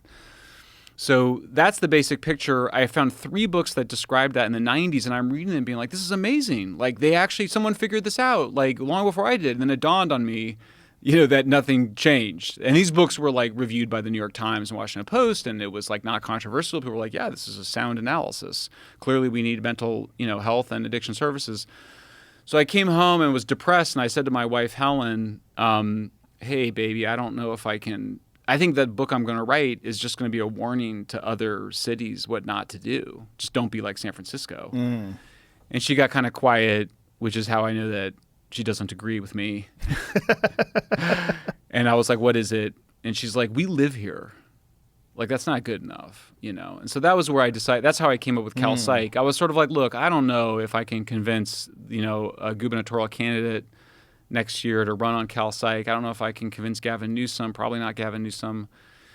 we may be doomed. You've never talked to Gavin. Tried. I mean, but I talked to his brain, which is this guy Thomas Insel, who ran the National Institute of Mental Health for 12 years, including under Republican and Democratic presidents. He knew when I talked to, like Tom Insel and I, when we talked, it was like we were like brothers from another mother. I mean, we were like finishing each other's sentences. Really? And I'd be like, "What about Cal?" I was like, I told him to pitch on the whole Cal Psych. He's like, "Yeah, that's exactly what we need to do." And I'm like, "Great, so go talk to Gavin." And then he'd be like, "It's a leadership issue," like that. Is it a funding issue? Is it just that he's not interested in? There's tons of money. Really? No, I mean, okay. Here's why. Here's what he'll say. Gavin will say privately. He'll say, "We can't do what you want. We're going to get killed by the ACLU." So that's what they said. The ACLU will sue to stop this because much of what we have to do, you have to say, look, you can choose. You can go to prison if you want, or you can choose drug rehab. And ACLU has been, ACLU is the ones that basically has overseen all this. So what's interesting is that they all talk to me, ACLU. I actually have known the head of ACLU for 25 years. I've known the head of the California ACLU for over 20 years. And I told them over email, I was like, look, I think you guys are wrong. I love you, but I think you're wrong on this. Tell me who in your organization I should talk to. Honestly, I got the sense that they even probably agreed with me, but they let me talk to their most senior people. And it's cool because there's like this whole book I did on Zoom, right? Like there's no in-person interviews. They're not phone interviews, but you're like, you're interviewing somebody and they're like right there in front of you. Yeah. So I'm interviewing the head of the main ACLU woman on this. And I'm like, because this is what everybody wants to know. Why is it that you're fine with grandma with dementia being required to stay inside a locked nursing home? Why is that okay? But somebody that's in a psychotic state because of schizophrenia, like they should be allowed to just run wild on the streets. Like, what's the difference between dementia and psychosis? And basically, what she said was, and I have the entire confrontation in the book. The book it's an exciting read in the sense that there's a lot of conflict in it. It's a lot of me arguing with people, and basically she goes, the people with psychosis is more treatable than dementia. Therefore, they should not be, arrested or coerced into treatment. And I was like, yeah, but they're not. Like, if you have psychosis, you think you're fine. Like, that's one of the characteristics of being like, of in a psychotic state is that you don't think you're mentally ill. You think you're actually talking to the aliens or to Jesus or to whatever. Not only that, the logic of that doesn't make any sense. Like, the psychosis is more treatable than dementia, so therefore we shouldn't treat it. Exactly. Basically, the treatment requires coercion. Yeah. Well, so that's it. There you go. But in the interest of protecting the people with psychosis and keeping them from, first of all, keeping them from harming themselves, but more importantly, maybe even keeping them from harming other people, which could lead to more harm to themselves too, because they could be incarcerated. Like, figure out a way to contain them and treat them. They're stuck in One Flew Over the Cuckoo's Nest. I mean, right. On the some extent. Okay. I also said, now what about somebody that, I said, somebody's like, let's say somebody's defecating in public for the 10th time, which is something that, I mean, addicts do it too, but public defecation is one of the characteristics of people with mental illness, or just defecating in their clothes, so that, it's just a nightmare. I was like, someone is repeatedly doing that. Why don't we intervene? And she's like, well, we should just keep offering them services. And then she goes, but it depends on who it is. She goes, if it's a frat guy urinating on my driveway, then he should be arrested. Oh, Jesus. And so I was like, so basically it kind of goes, because the frat guy's not a victim. What if the frat guy's drunk? Yeah, what she's saying. What if he's an alcoholic? Well, maybe he's a victim. He's not. What if it's a black frat guy? Then can we call him a victim? I think if you're in the frat, that gets you out of the victim category. But the whole thing is just look. The ACLU has done amazing work throughout the years. There's no doubt about it. I'm a fan of the ACLU. Oh, yeah. But they've also taken some very bizarre woke stances on some things, like trans women in sports and some other things that are like what, you got to look at this for what it actually is. In the 60s, this starts in the 60s. I trace this back to thinkers like Michel Foucault and Thomas Szasz and a bunch of these guys, where they were basically like, they just denied that mental illness was a thing. They were just like, there is no mental illness. This whole, you see it today in the woke stuff where they just go, you're just stigmatizing neuroatypical people. Oh, Jesus. It's like, no, actually, these are folks that are like, my aunt had schizophrenia. Part of one of my motivations was My aunt had schizophrenia. She lived in Denver in what we call residential care, in a halfway house. She had her own bedroom, but shared kitchen and living facilities. She was a very difficult person. Like, I tried to talk to my dad and his sisters about her, and basically they didn't want to talk about it because they couldn't, because she was difficult. Yeah. But I had very limited interactions with her, but she had a good life, as good of a life as you're going to have with a severe mental illness. The idea that my aunt or someone like her could be on the street, raped, addicted to meth and fentanyl. I mean, there's no psychiatrist in the world that thinks that the right treatment for people with schizophrenia is meth and fentanyl. Right. And then and that the ACLU is basically preventing us from intervening with those folks is just unconscionable, and it's all ideological. I could see the reservations in maybe someone. I mean, maybe we're looking at this as a spectrum of mental illness, and there could be someone who is not very far along on the spectrum that could be helped in some sort of more lenient way, and maybe they could be absorbed into the system and be stuck and fucked over. I could see their hesitancy in that regard. But when you've been around someone who is legitimately schizophrenic and you realize how unmanageable they are and how crazy it is, and for their own good, like, you got to figure out a way to treat them. I told a story. Renee, the guy that looks like Jason Statham, the actor in the Netherlands, he goes, let me tell you, he goes, sometimes you do things that you're not supposed to do, but you need to do. So he tells me he is like the mom of a guy with schizophrenia who's a friend of his family. Was like, Renee, can you deal with my son? He's schizophrenic and he's out of control. He's in the psychotic states, And Renee said that several times he just grabbed him by the lapels and was like, you need to get into the hospital. Like, we need to take you in. And that, long story short, this guy got the help he needed. He got him into a shelter. He got him the help he needs. Now this man with schizophrenia, who still has schizophrenia and still enters into psychotic states, has his own apartment, has his own car. He has a job he's able to keep. Renee checks in with him every week. Renee said, he's like, I just talked to him, and he said to me, there's people in my garden staring at me. And Renee goes, go close the curtains. And the guy goes and closes the curtains. He goes, okay, that worked. And I tell that story, and my staff, which helped me on this, they were like, I don't know if you want to include that story because, like, Renee kind of, he kind of muscled this guy without any court order or without any whatever. He just grabbed him by the lapels and was like, come on, dude, let's go. And I was like, no, I'm going to include it because that's a positive outcome. And I was like, look, like, let me remind you that when we let all these guys, 95% of the people in psychiatric hospitals out of the hospitals in the 60s and 70s, huge numbers of them ended up in jail and prisons. And the biggest facility for mentally ill people in the United States is the Los Angeles County Jail. And they're stuck in these nightmarish plexiglass cells, where they smear feces all over the place, and it's just a freaking nightmare, dystopian nightmare. So I'm like, grabbing a dude by the lapels, and getting him by his, it's like that's not that big a deal. Let's grow up a little bit. I just think ACLU, it's infantile. It's like, just grow up. Schizophrenia is extremely difficult.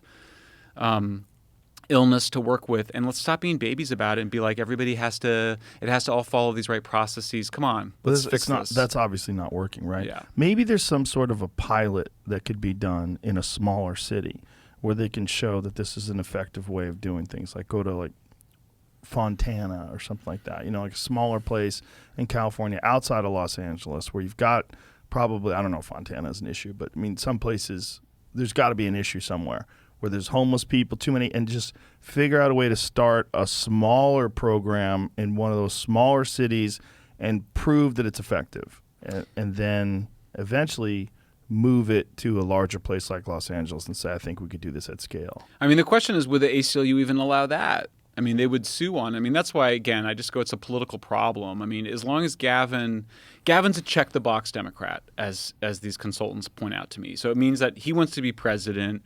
So Tom Insel or I or whatever, we pitch Gavin this whole thing, he might be like, hey, that sounds great. But his advisors are like, look, that's going to require, confronting the ACLU, confronting the homeless community, confronting George Soros, who's a major donor of Democratic officials in the state, including Gavin, give a bunch of money for Gavin to oppose the recall. So tell me what is George Soros' goal? because what I was saying is that what I was told was that he'll fund someone who's very progressive and then fund someone who's even more progressive than them to go against them. This is what someone was telling me. Yeah, I mean, I don't know. I mean, it's hard to know how much credit to give George versus just sort of the way this. I mean, when I left this movement in the early 2000s, there was still this idea that addicts, that you needed to mandate treatment. There was still some of that. Right. The person that comes after the guy that I knew, Ethan Nadelman, who's one of the characters in the book, the woman who comes after him is even more radical than him. So it's like, it's just a kind of, it's just like the whole thing, right? Like we had political correctness when I was in college in the late 80s and early 90s, right? And the woke stuff is just like a more extreme version of it. Mm-hmm. So, I mean, it's hard to say how much of it, I mean, George is providing an astonishing quantity of money for this, tens of millions of dollars. Why is he doing that? He just really believes in it. He thinks it's the Have you most talked to humane. Not about this. I was about? the only time I've ever had interaction with him is when we were working on basically a project to push back against the like Guantanamo and the response to 9/11. So it wasn't related to this issue, and we were just on a panel together. So it wasn't some. So you didn't have one-on-one interaction with him? No, and his main guy is, like I said, is this guy Ethan, who now is retired. And I mean, I have an ambivalent. The book, you'll see, I'm close with three or four people in the drug reform movement, all of whom have kind of moved on from where they were, and all of whom think that things have gotten out of control. But they're not offering. I mean, no one's offering any solution. No one's offering. I mean, beyond. I mean, I would love to have some competition, but as far as I can tell, this is the only thing that's out there. Let's talk about how crazy that is. You're dealing with enormous cities: San Francisco, Los Angeles, there's huge places. You would think there would be dozens of options on the table, like really intelligent people trying to solve this problem because they love those cities. But Gavin had a homeless. He had a home. So Gavin gives a speech, January 2020, before COVID hits. That was a pretty darn good speech, his State of the State address, which was like State of the Union in January, where he really goes through an analysis of the problem. He recognizes the addiction behind this. He recognizes the untreated mental illness, goes through some of the history. It was written by people, it was a lot of people I knew were involved in helping him craft it. Pretty good stuff. And then he had he had a special blue ribbon committee, but it just all, basically the radical left, the progressive left, just destroyed it all, made it so that it wouldn't happen. It's not just, we haven't talked about it, but the one important part of this is something called Housing First. These are the folks who insist that everybody should get their own apartment, that really shelters are a bad thing, and that abstinence should not be a condition of housing. Whereas, like I said, in the Netherlands, like you can get everyone has to be in shelter. Like you don't get to sleep on the street, but if you want your own apartment unit, you have to achieve abstinence or some other. How much power does this group have? Massive. Why? I mean, it's really ideology. I mean, but it was even worse than that because it was bipartisan. Gavin pushes Housing First. It sounds good, right? Because the word homelessness itself is a propaganda word, I point out. Like the word homeless, it tricks your brain into thinking that the problem is that these people don't have housing. That's what it does. Okay. As opposed to that's why I like the European phrase open drug scene. That's what it is. As opposed to a homeless encampment. Oh, a homeless encampment sounds like it's a bunch of poor people coming together to kind of do a cookout or something. Make a little community, and it's not a community. These people are mostly drug addicts? Oh, it's... What's the percentage you think of people? When I interviewed the people in Skid Row, and they were like 100%. Wow. I mean, they were like, there's nobody... The word homeless is such a propaganda word. It's designed to mix together the mom who's escaping an abusive husband with her 2 kids and needs a place that night. We do a great job taking care of that woman. That woman does not go live on Skid Row. She does not put a tent on Skid Row. She gets help from social services. Usually they find hotel rooms for her until they get her set up somewhere else. Or if you can't afford the rent, you move out of state like hundreds of thousands of Californians have been doing. This idea that oh my God, I lost the job, I can't pay my rent, I guess I'm just going to go put up a tent on Skid Row. That's just, I found 0 people that fit that category. So that's funny because that's one of the things that the mayor was saying we have to deal with here in Austin. Those people just lose their job. It's the worst piece of misinformation and propaganda. It was the biggest pushback that I got from any of my friends that are in law enforcement and the people that know and people that work. They're like, that is straight horseshit. Oh, It's embarrassing for them to be repeating that. The mayor of Aurora, which is a suburb of Denver, went undercover and lived as a homeless guy in the camps in the open drug scene. He comes out he's like, everybody's on drugs. He's like, the reason they don't want to be in the shelters is because they can't use the drugs in the shelters. Yeah. If you're addicted to heroin or fentanyl, you need to use, really every 4 hours, and then you sleep, 10 to 12 hours a night. So those folks, like, you get high and you come down, and your next thing you're looking at doing is getting high. This is not like, this is brutal. That the word for addiction comes from the Latin word for addictus, which means to enslave. So it's, my editor and I decided to keep it out of the book because we didn't want to overly inflame people. But that's what addiction means. It's a kind of chemical slavery. So to be in denial about that, it's a real disservice to people. And so, look, I think there's also people that are mentally ill that may not be on drugs, but even people with schizophrenia and mental illness are usually doing the hard drugs too. Like I said, in the 80s, it was mostly alcohol and weed because alcohol and crack, because cocaine was too expensive, heroin was too expensive. Those were more elite drugs. And then the price came down, and the price of meth came down dramatically. So now, you can do a dose of meth for $2.50. It's so cheap. And the same thing with heroin and fentanyl. And fentanyl obviously takes it to another level. So yeah, it's a drug problem, it's an addiction problem, and attempting to treat these people as like just poor people and just give them housing. We had, and we couldn't quite get the numbers on it, but San Francisco Chronicle looked at where all these drug deaths occurred in San Francisco last year. There was 712 drug deaths, overdoses or poisonings, mostly concentrated in the places where you would think they would be, in the Tenderloin, or in LA, it's in Skid Row, in single residency occupancy units. One of the things that's occurred is that as people were getting hotel rooms during the pandemic, they would be by themselves using hard drugs, and then if they overdosed, there was nobody on hand to Narcan them. So that was one of the problems. You just go give people. We've had now warnings since the 90s of doctors and researchers basically saying, if you just go giving addicts their own housing and you don't deal with the addiction, their addiction is going to get worse, and they could just end up dying. Everything you're saying makes sense. Everything you're saying is logical, but I have this overwhelming fear that you're just yelling into the abyss. Well, I got on Joe Rogan, didn't I? I know, but even together, I think we're yelling into the abyss because until someone changes policy, until someone changes the approach, which is going to require bravery, right? Because you're going to have to take a stance where you're going to do something different. Because obviously there's a problem, but these politicians have been surviving with the problem existing and just sort of paying service to it and putting a budget to it with no results whatsoever, but yet they move on with their career, and their career keeps going. Yeah. They've got to take a chance. And in taking a chance, you could come out a hero, or you could come out on the other side of it an oppressor. You can come out of it on some calloused person who took some totalitarian approach to what's really a human rights issue. I worry that this requires too much bravery, and that the big fear is we're going to let it progress to a point where you can never bring it back. And then you've got Mad Max. Well, Skid Row right now is Mad Max. Yeah. It's there. Yeah, you've seen the reaction already in Texas, right? So there was a statewide, when Austin failed to get its shit together, there was a statewide ban on camping at the Texas legislature that the governor pushed.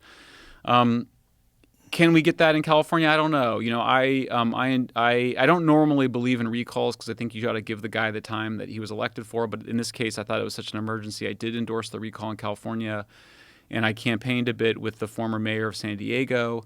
And we did a press conference in L.A. in front of an encampment, in front of an open drug scene. And during the press conference, all the reporters were like, "What do you want to do?" The guy was Kevin Faulconer, and they're like, "What do you want to do, Mayor Faulconer? What do you want to do? Do you want to just arrest those people?" It was like there's this idea that if people are arrested, one thing that's annoying is that people think that being arrested is the same thing as being incarcerated. Like arresting just means to stop somebody. It just means to intervene. So clearly, like the journalists and the elites and the public need to get their heads screwed on straight around this, which is why I wrote the book. But the second part is, you need political candidates who are able to I don't know if Kevin can do it or if someone else can do it. They got to go beyond that traditional Republican, because Republicans would just get up there and go law and order, and to most Californians, or at least progressive Californians, that just sounds like mass incarceration. Yeah. So Cal Psych is that possibility. But I mean, it's ugly, because I'll tell you something. A friend, one of the characters in the book, who's a sort of, part of the upper crust of San Francisco, elites, and with an affluent family. Her name is Michelle Tandler. I always thought she'd be a great, politician in the mold of Dianne Feinstein. She just announced on Twitter that she was moving to New York because she just can't deal with it anymore. It's just too insane. Isn't New York fucked too? Not as fucked, but getting there.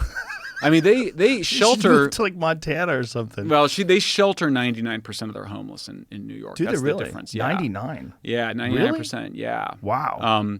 I've been hearing reports. There's a lot of people on the streets, but I think you have to remember that a lot of the people that are on the streets as addicts that doesn't necessarily mean that they don't have a place to stay. They may just be doing their drugs, out in public because they can't do them where they are. But no, I mean, for sure it's gotten worse. I mean, you've probably been seeing some of the videos coming out of Philadelphia. In Boston, there's a neighborhood that is an open drug scene, and I was struck. Where's that? I'm going there Friday. Yeah, I don't know, but I'll send you the Boston Globe article. But what was interesting is when I read the Boston Globe article refers to this scene, this drug scene, as a place of addicts. It doesn't use the youth, like the Chronicle or the LA Times or California papers. They still are like all these poor homeless people gathered together. Yeah. In Boston, they're more honest. Well, they have to be more pragmatic because you can freeze to death outside there. Yeah. Yeah. The thing about Los Angeles is there's no consequences in regards to the weather. Right. Like people don't have a sense of, like it's time to get your shit together. Like if you're outside in Boston and you have to walk a mile, because if you stay put, you'll freeze to death. Yeah. No, in Miami, but I will say in Miami they did. Here it is. To ignore the situation, the lawlessness is not a solution. Yep. Businesses near Massachusetts and Cass pay a steep price. Everyone agrees on this much. A humanitarian crisis is unfolding before our eyes. If you scroll down, you'll see it talks about this as a drug problem and as a crime problem, right? I mean... I think that my sister who lives in Boston sort of objected to the subtitle because she's like, progressives in Boston aren't like the progressives on the West Coast. I mean, one of the you always hear this in California. People go, "It's Wild West out here," and I'd always kind of roll my eyes, like, "Okay, I get it, Wild West." But after finishing this book, I was like, "Yeah, it is." Like, the libertarianism is such that. If someone's like on the street doing drugs, there's just a lot of people that are like, "Hey, man, like, why are you judging?" I mean, it sort of starts with that, right? Yeah. It's like, hey, you drink alcohol or you smoke weed or whatever. Like, what is your complaint? That's quite different. Yeah. Yeah. This situation that we find ourselves in, is it unique to the West? Like, do you have these situations are they in England? Are they in other parts of Europe? That's a great question. In fact, I was recently corrected because I was referring to America as having the worst drug epidemic, but somebody pointed out that Scotland is actually has one of the worst right now too. What was that movie? Remember Trainspotting. Trainspotting. Yeah. Great fucking movie. Yeah. Yeah. I mean, you would think that would have been the warning, but it's same thing. Also, Vancouver in Canada, which I point out, proves that single payer healthcare doesn't solve this necessarily. But I was just in Denver. I was brought out by the Denver. By the Denver communities, and I saw horrific things in Denver, and it does get cold in Denver, right? So it's still, they were talking about people being outside year round there, and open drug scenes. So it's definitely migrating east. I mean, recently an image went up. I don't know if Jamie wants to pull it up. It was pretty dramatic of basically, I hate to use the word because it's just such a nasty word, but of zombies in Philadelphia. That's the problem? You have a word with zombies? I've decided I need to use stronger language because, I mean, look, I had the politically correct people tell me, some of the characters in the book, I won't name them, but they were like, I don't even like to use the word addict. They were like, that's just so harsh and stigmatizing. You got to stop talking to those folks. You got to, they say substance use disorder. So but there was a Philly? particular image, Kensington neighborhood. This one is not the best. I mean, there's like images of people that like it looks like it's from a zombie movie that are on Like that one, right? Oh, that one on the right there, zombie apocalypse ignored by Biden. Just click on that one. You see the people in that image. There they are on the left too. It just looks like a zombie apocalypse, right? Look at the people, and that's is that fentanyl. real? Yeah, it's real. I know you think it's Like, look at their lurching. Yeah, there's a lot of that. Fucking fentanyl. Yeah. There was a situation in Los Angeles recently where 4 comedians did cocaine that was laced with fentanyl, and 3 of them died. Yep. Yeah, so there's 2 separate issues there, right? So what you just described is a fentanyl poisoning. Mm-hmm. These are fentanyl addicts. And so if you go, I think that photo, just to stick on that photo for a minute, because I think it's very dramatic. The right medical treatment for those people is for them to be arrested. Okay? Like this is not controversial. There needs to be an intervention. They need to be arrested and brought in front of a judge and given the choice, because we still have freedom. You can either go to jail for breaking the law, and usually multiple laws they've broken, including, I'm sure there's like public intoxication or public drug use or just possession. And given the choice between drug treatment and jail, but instead progressives defend this and sort of say, no, that would be immoral because that would be blaming the victim and further victimizing these people. But we know that like basically by allowing people to continue to basically die this way, you're depriving them of medical treatment. It's a kind of, I have to say, it's a kind of sinister experiment to allow this kind of thing to go on. It's a good way to look at it. I don't think they look at it that way, though, right? It's not. They don't think of it as experiment. They think of it as being compassionate. In an uncomfortable aspect of modern reality. I mean, everyone talks about the Tuskegee experiment, which is where the U.S. government deprived penicillin to African Americans with syphilis. Went from I think it was 1932 to 1972. We ended it because it was wrong. It's unethical. But fewer African Americans died of syphilis in the Tuskegee experiment than died of drug overdoses and poisoning in San Francisco last year in 1 year, just in San Francisco.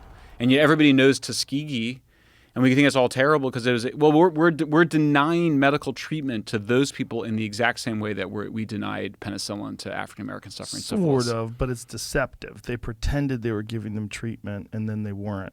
Well, because to see what would happen and how syphilis would cause them. And we pretend that we're giving them treatment because we're doing harm reduction. We say we are giving. No, they say because that's exactly how they respond. They go, no, we're offering them. We offer them. We say here's some, here you can have treatment. It's voluntary. Do the people real that push treatment back, is mandatory? The people that push back against this, do they have any debate? Is there any like point that they have that gives you pause that makes you go, I see what you're saying? It's mostly the one that you raise, which is that we're not going to do anything. That's the one that freaks me out. That's the one that freaks me out the most about almost everything that's going on in our culture. This push towards some sort of a social credit score that I see being almost inevitable if someone doesn't really freak out. I feel like we're on the highway to totalitarianism, where it freaks me out. It really is bothering me. It's scary. I mean, I definitely. One of the things I describe in here, so I wrote an article for Forbes where I write a column in fall of 2019 where I quote these social service workers, these outreach workers in Skid Row in LA who said everybody's on drugs. Like it's not like 40% even or 75%, it's like everybody. And I had a homeless advocate from Los Angeles accuse me on Twitter of fomenting violence against homeless people by simply acknowledging that fact. I asked a former Democratic Socialist member of the San Francisco City Council, I just asked her, I said, how does a progressive city allow all this suffering to go on? And she goes, Michael, my concern is that when statements like that go out, violence occurs against homeless people. So twice I had basically very progressive people accusing me by simply asking questions or pointing out an obvious fact, accusing me of fomenting violence against homeless people. And I'm a sensitive person, so I was like rattled by this because I was like, I'm interested in this problem because I actually do care about the people on the street. But that's how they police the discourse. And so once you sort of go, oh, Michael's actually fomenting violence against homeless people, how far away are we from people? We need to stop Michael. We need to prevent that book from being sold. He needs to be shut down. We need to protest in front of his house. I mean, I spoke to a politician who is an elected official in Denver who said that she has been the longest protested at her home, protested by homeless advocates but for simply advocating for proper care for homeless drug addicts for the last 2 years. Her name was I think it was Mary Moore, and they would chant, "Mary Moore hates the poor, Mary Moore is a whore," outside of her house for 2 years. So this is hardcore. But I talk about the mayor of San Francisco, who's part of the progressive movement, basically. I guess you might say moderate, protested outside her home. The mayor of Seattle. The mayor of San Francisco. The mayor of San Francisco was protested by mostly white radical left kids, claiming she was racist. Same thing in Seattle. They forced the mayor out of Seattle.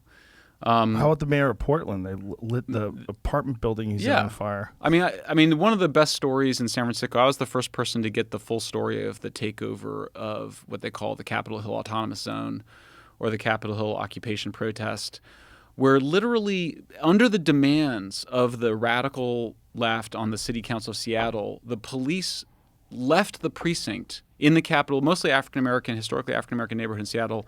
They abandoned the precinct, turned the entire neighborhood over to anarchists for several weeks. You may remember that the mayor went on CNN and said, "Who knows, we might have a summer of love." Yeah.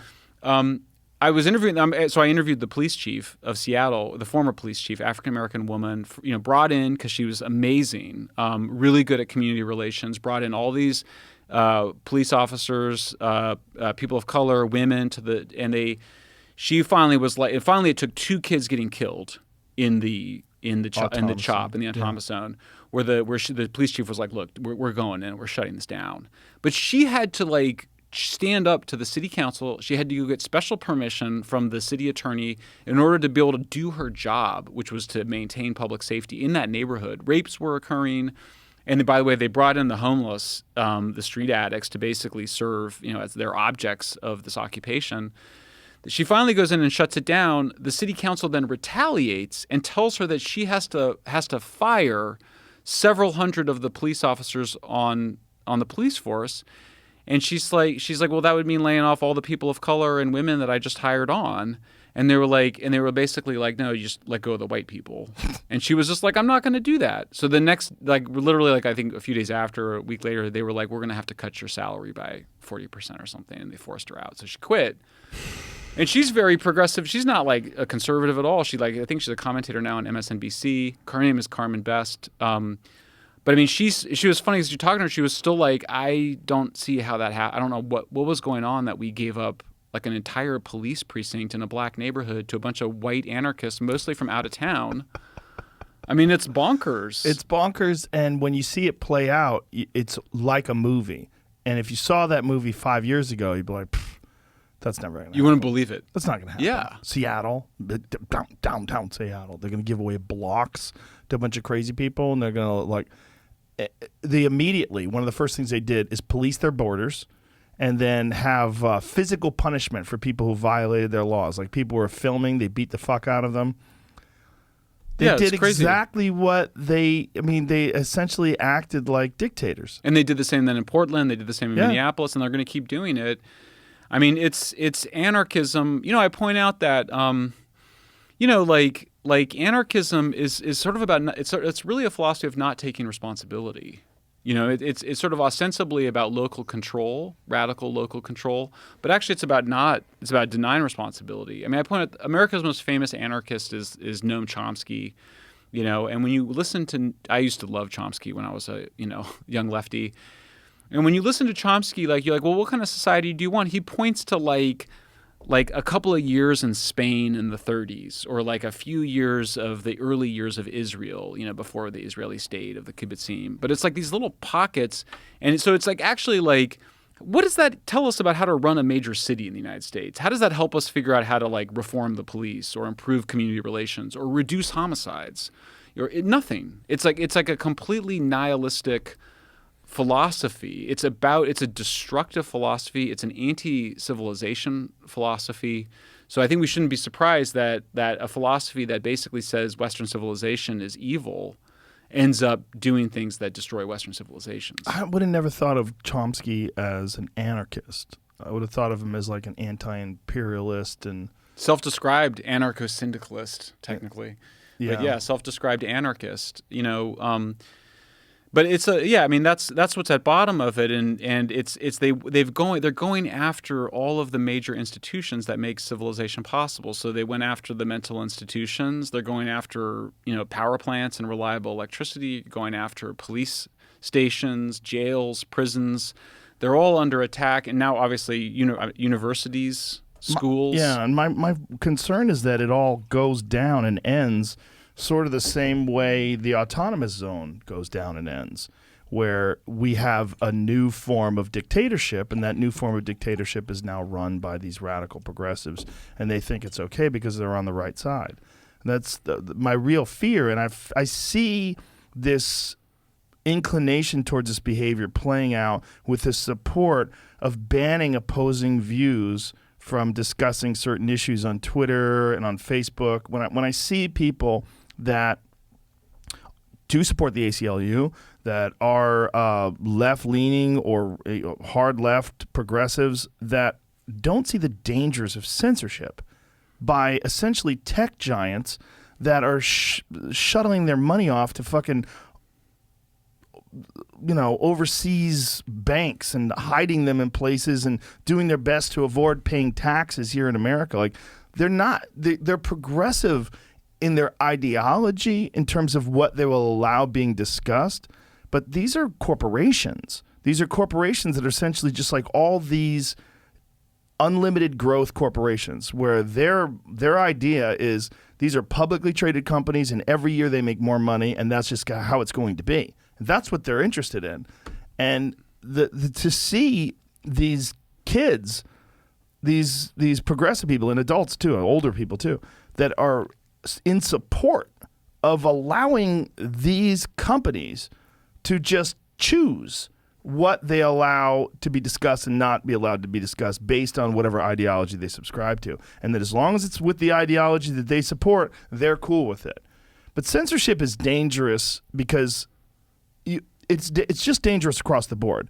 And it's especially dangerous when you have this completely new kind of structure, which is what these social media companies are. These enormous corporations that are worth untold billions of dollars and are constantly generating this money. Like as we speak, just more is piling in, and they're doing it off of people's data. And along the way, they're dictating what can and can't get discussed in the biggest open air town hall the world has ever known. And it's not being judged and discussed by people, by people who have studied human nature and understand the history of human beings and the value of discourse. No, it's being done by corporations, by people that just want to make money. And it's stunning to me to watch all this play out and to see the support of it as long as you are censoring people that say things that I don't agree with. I mean, that's what's so disturbing, right? Is that they, on the one hand, they say, yeah, we're a town square. So, or we're the, you can say anything you want. We're just the platform, and you can. But in reality, there's been this institutional capture going on. I mean, I worry about it. You kind of go, what happens when the progressives convince Facebook that San Francisco is dangerous? Yeah, and that's not outside the realm of possibility at all. This thing that you say about silencing you, that's not outside the realm of possibility. I've seen it. I mean, we were talking about Barry Weiss earlier. She got fucking basically pushed out of the New York Times because of this sort of ideology that's spreading rampant through journalism. And journalism has become /activism. And then there's this idea that you have to do whatever you can and by any means necessary, push your agenda and silence the oppressors. Even if these oppressors are people like you that are just saying, listen, you've got to take a more radical approach to dealing with these ever-growing problems. And one of the ways might be this carrot and the stick. And this idea that you have to give people consequences for their actions and reward people for good actions. And we could possibly build people back up, but we're going to have to do it in a way that's going to make folks uncomfortable. Yeah, I mean, it seems like two things are going on at once, right? There's definitely this top-down effort at censorship, and including of people like me. In fact, I was censored by Facebook. You were? I was. How so? When my last book came out, they censored True Facts. Which book is that? Apocalypse Never. This one? Yep. Yeah, This they is, censored. why environmental alarmism hurts us all. Yeah, that came out in June of last year, and I was censored in the article I wrote polar about bears. it. And now other people that write about climate change are being censored. I will say though, I mean, How so were you censored? Like, what did you say that was? they put a like a warning label on the article that was being shared. That was the initial article announcing the book, saying this contains misleading and false information. It's not true. It didn't contain a single piece of false information, and misleading is a really subjective thing, right? What did you say that they objected to? The main issues were, I point out that we're not in the midst of a mass extinction. A mass extinction is when 75 or 90% of all species on Earth are extinct or going extinct. In fact, only 6% of species are critically endangered, and most of them should or will survive. The other one is I pointed out that natural disasters are not getting worse. Deaths from natural disasters have declined over 90% over the last 100 years. We're just much better at dealing with hurricanes and floods and non-climate related disasters like earthquakes as well. And so what they respond, on the disasters, they point out that there's some evidence that hurricanes are becoming somewhat more intense, but then they leave out the fact that the best available science predicts that hurricanes will become 25% less frequent, but 5% more intense, North Atlantic hurricanes. But even that doesn't matter because we're just so much better at preparing for hurricanes. So like vanishingly few people die. I think something like in the most recent year, I think 2019, something like 400 Americans died of natural disasters, or it's like 300, because I was like 300 times more people died of drug deaths in the United States than from natural disasters. I mean, this is how these two books work together. Is me as someone that considers myself liberal or moderate. I used to be progressive. I don't use that label anymore. But my view is the drug crisis is objectively a much bigger threat to human life and to civilization than climate change. Like, we're adapted really well to climate change. We should do something about it. It's real. There are risks associated with it. But like, there's no scenario in the Intergovernmental Panel on Climate Change of climate change killing 93,000 Americans a year. In fact, there's no scenario of it increasing deaths from natural disasters at all.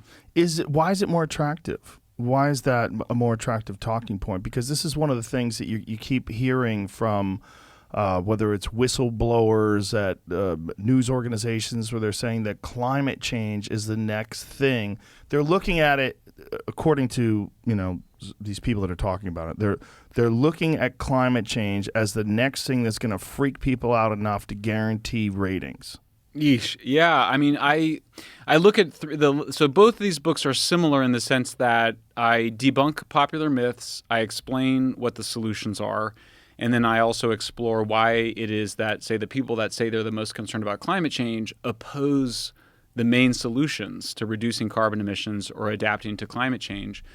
Basically, the three things won't surprise you. There's financial interests, there's just sort of a broader will to power, both kind of status and politics, and just kind of, I'm going to jet around the world and tell people how to live their lives. Which is hilarious and often happens. Yes. And then the third is religion, and that, the death of God, what Nietzsche called the death of God, which is basically we just stop believing in traditional religions, whether it's Judaism or Christianity or Buddhism or Hinduism. As we stop believing in traditional religions, we still have a fear of death. We still have a need to believe in some higher power. And so we make new religions. And the problem with the new religions, whether it's climate apocalypse, wokeism or victimology, the problem is that the people that are the adherents to those new religions don't think that they're promoting a new religion. They think that they're just being more compassionate, or I'm just being more sensitive, or whatever. Yeah. So they're actually more dogmatic than the people in the traditional religions, because you meet people that have even evangelical views. They'll always be like, well, I am an evangelical Christian, right? So they have some awareness of it. But folks these people don't go, well, I am an apocalyptic environmentalist. What they say is, they go, I'm more aware of the science, or I just love nature, and I just care about poor people more than you. It's always cast in some sort of highly charged, moralizing framework, which is like this idea. It's like this. The main idea of the folks that have created the disaster in our cities is that they care more. That's the conceit, It's the I just care more than you do. You are just you're just insensitive, total bullshit. But that kind of appeal to emotion has a lot of power. I'm really concerned about the environmental cause being hijacked by this recreational outrage and outrage journalism, because I think outrage journalism in particular is so profitable. I mean, I think that's one of the real side effects of President Trump. When he was in office, it really changed the way the news ran, because they realized, like, anything you could say where he had done something horrible and outrageous and he was such a buffoon, like, my God, people were glued to those screens. Well, glued. you were. I mean, I thought the recent thing where you were, where they claimed that you, self-administered ivermectin, horse medication. Yeah, that, like, it was like at that moment I remember thinking, wow, like the news media basically, after spending 4 years talking about how Trump is just a liar and he doesn't care about the truth, instead of upholding higher standards, they basically just became the monsters they claimed to be fighting, and they're just shamelessly lying now about so many things. Worse, because like there was no reason to lie about that. I'm not a politician. I'm not doing anything. I was just simply saying a bunch of different medications. It was one on a list that my doctor had prescribed to deal with COVID. By the way, I was saying it 3 days after testing positive, feeling pretty fucking good, looking good, talking, not coughing. And all they were focusing on is the fact that this medication, which has been used by literally billions of people, it is on the World Health Organization's list of essential medications. One of the people who invented it won the Nobel Prize for its use in river blindness in 2015. It's got a history of use with other RNA viruses. They fucking called it horse dewormer, because they're not actually journalists. Right. They're not out to pursue and communicate the truth. They're out to prosecute a religious war. I think that's important to understand. These are religious. New York Times is, by the way, they're reviewing. They ignored Apocalypse Never steadfastly. They just told us yesterday that they're going to review San Fransicko. I'm a little slightly scared. But I mean, they're out to prosecute a particular religious ideology. Like for example, they quote, I quote them in this book saying, quoting experts saying homelessness is just a problem of poverty. That's all it is. I mean, that's just misinformation. Well, one of the things I think they figured out with me is that my stance on things comes from my opinions, and it doesn't come from any predetermined pattern of behavior that I'm subscribing to, that I seem to see and say, oh, the wind's blowing that way. I say what I think about things. And they figured out early on, when it came to the pandemic, that I had some controversial ideas about vaccination, and particularly in regards to children. And when people were in this paranoid fury of this pandemic, anything that deviated from this sort of there's some sort of a narrative that seems to be trust the science. They have the solution. Anybody who doesn't is fucking it up for us all. So when I was like, why are you vaccinating kids? When young people get this, it's not an issue for them. And then this outrage blew up, and it got so many likes and so many views on their networks. Then it became a thing where anytime I talk about this stuff, they cling to it. But now they're being out and out deceptive, which is just really crazy. I mean, they hate you, though, because it's not you're independent, but also millions of people trust you. They trust you, and that freaks them out. So, and that's a threat, right? I mean, it's like, I think increasingly what's happened is that we are going to start trusting individual people, not institutions. Like, when it comes to cancel culture, I trust Barry Weiss. Like, I don't trust the New York Times or Washington Post. Exactly.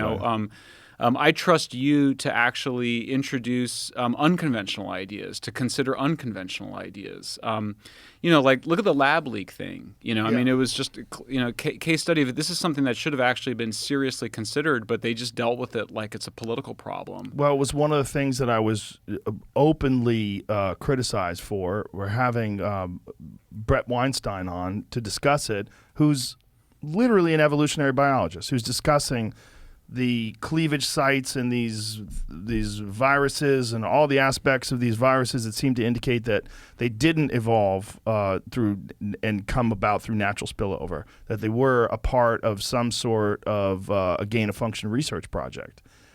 So he's describing all this, and a bunch of these left-wing websites write all these articles about how dangerous I am because I'll have a fucking scientist whose literal education is in these things describing what about these things seems to indicate. So obviously this is during Trump's term, and when he's out, then it takes a few months, and then people start discussing it. Now, all these months later, the lab leak theory is the leading hypothesis, and it's openly discussed everywhere, including the cover of Newsweek. Yeah. Meanwhile, Facebook was censoring people and banning them for discussing that. Absolutely. And now you're in a position right now where anything that questions the vaccines or could possibly promote vaccine hesitancy is now being censored and removed from YouTube, what they're calling anti-vax comments. But even if you're just discussing legitimate side effects that human beings are having from taking this medication that's been incredibly helpful to millions and millions of people, there's no denying it, but there's a reality to side effects. You discuss those side effects, you will be banned. Your video will be removed from YouTube. It's fucking madness. Oh, yeah. No, I mean, it's the same thing on climate. I mean, there's an active effort to deplatform me. I was on Coleman Hughes' podcast a few weeks ago, and he had all these people write in about how it was terrible that he had me on. And then he finally, he and I had some exchange on, and then he finally tweets a couple of weeks ago, he was like, I invited climate scientists to come on, anybody to come on my show and debate Michael, and they all said no. I mean, it was like, that tells you something where it's like, how weak are you that like you actually won't even debate your opponents, that you insist that they actually be deplatformed. I mean, it's also short term. I mean, I kind of I could talk somebody into it though. I would do it. Yeah, I mean, happily. I mean, that's a very important I conversation. have three. I'm actually coming back in next week to have a debate on PBS. I'm debating a French scientist, and I'm also going to do NPR Intelligence Squared.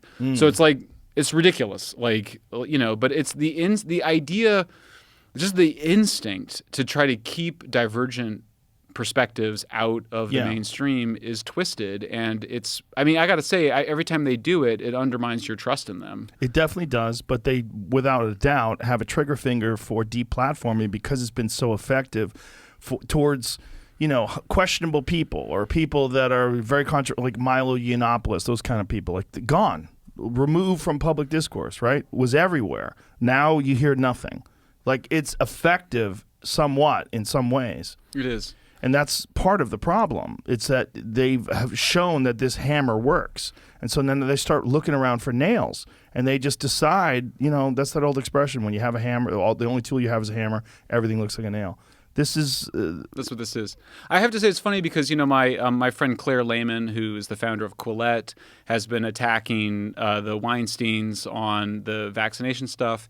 And it was interesting to watch it because, you know, at one point Scott Adams, the Dilbert creator, he was like, are you trying to deplatform these guys? And she was like, no.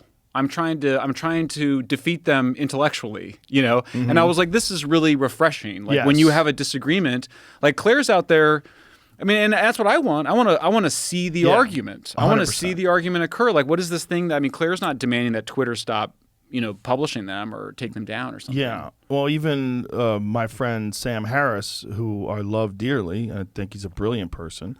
And then Brett Weinstein, who's I love him dearly. I think he's a brilliant person. They disagree vehemently, but they don't talk. That's too bad. Weinstein wants to talk, and Sam doesn't want to have him on because Sam essentially thinks he's almost like a flat earther now. And I was trying to figure out how to work this out, and I'm like, okay, let me just figure out what the approach is. And I don't think I could even get them together in a room. Like, Sam doesn't want to have Brett on his podcast, and so I'm like, okay, could I have the two of them on mine? Like, surely that's too bad. There's got to be common ground. Why does Sam doesn't want? I mean, it's strange to me that he wouldn't want to. I don't know.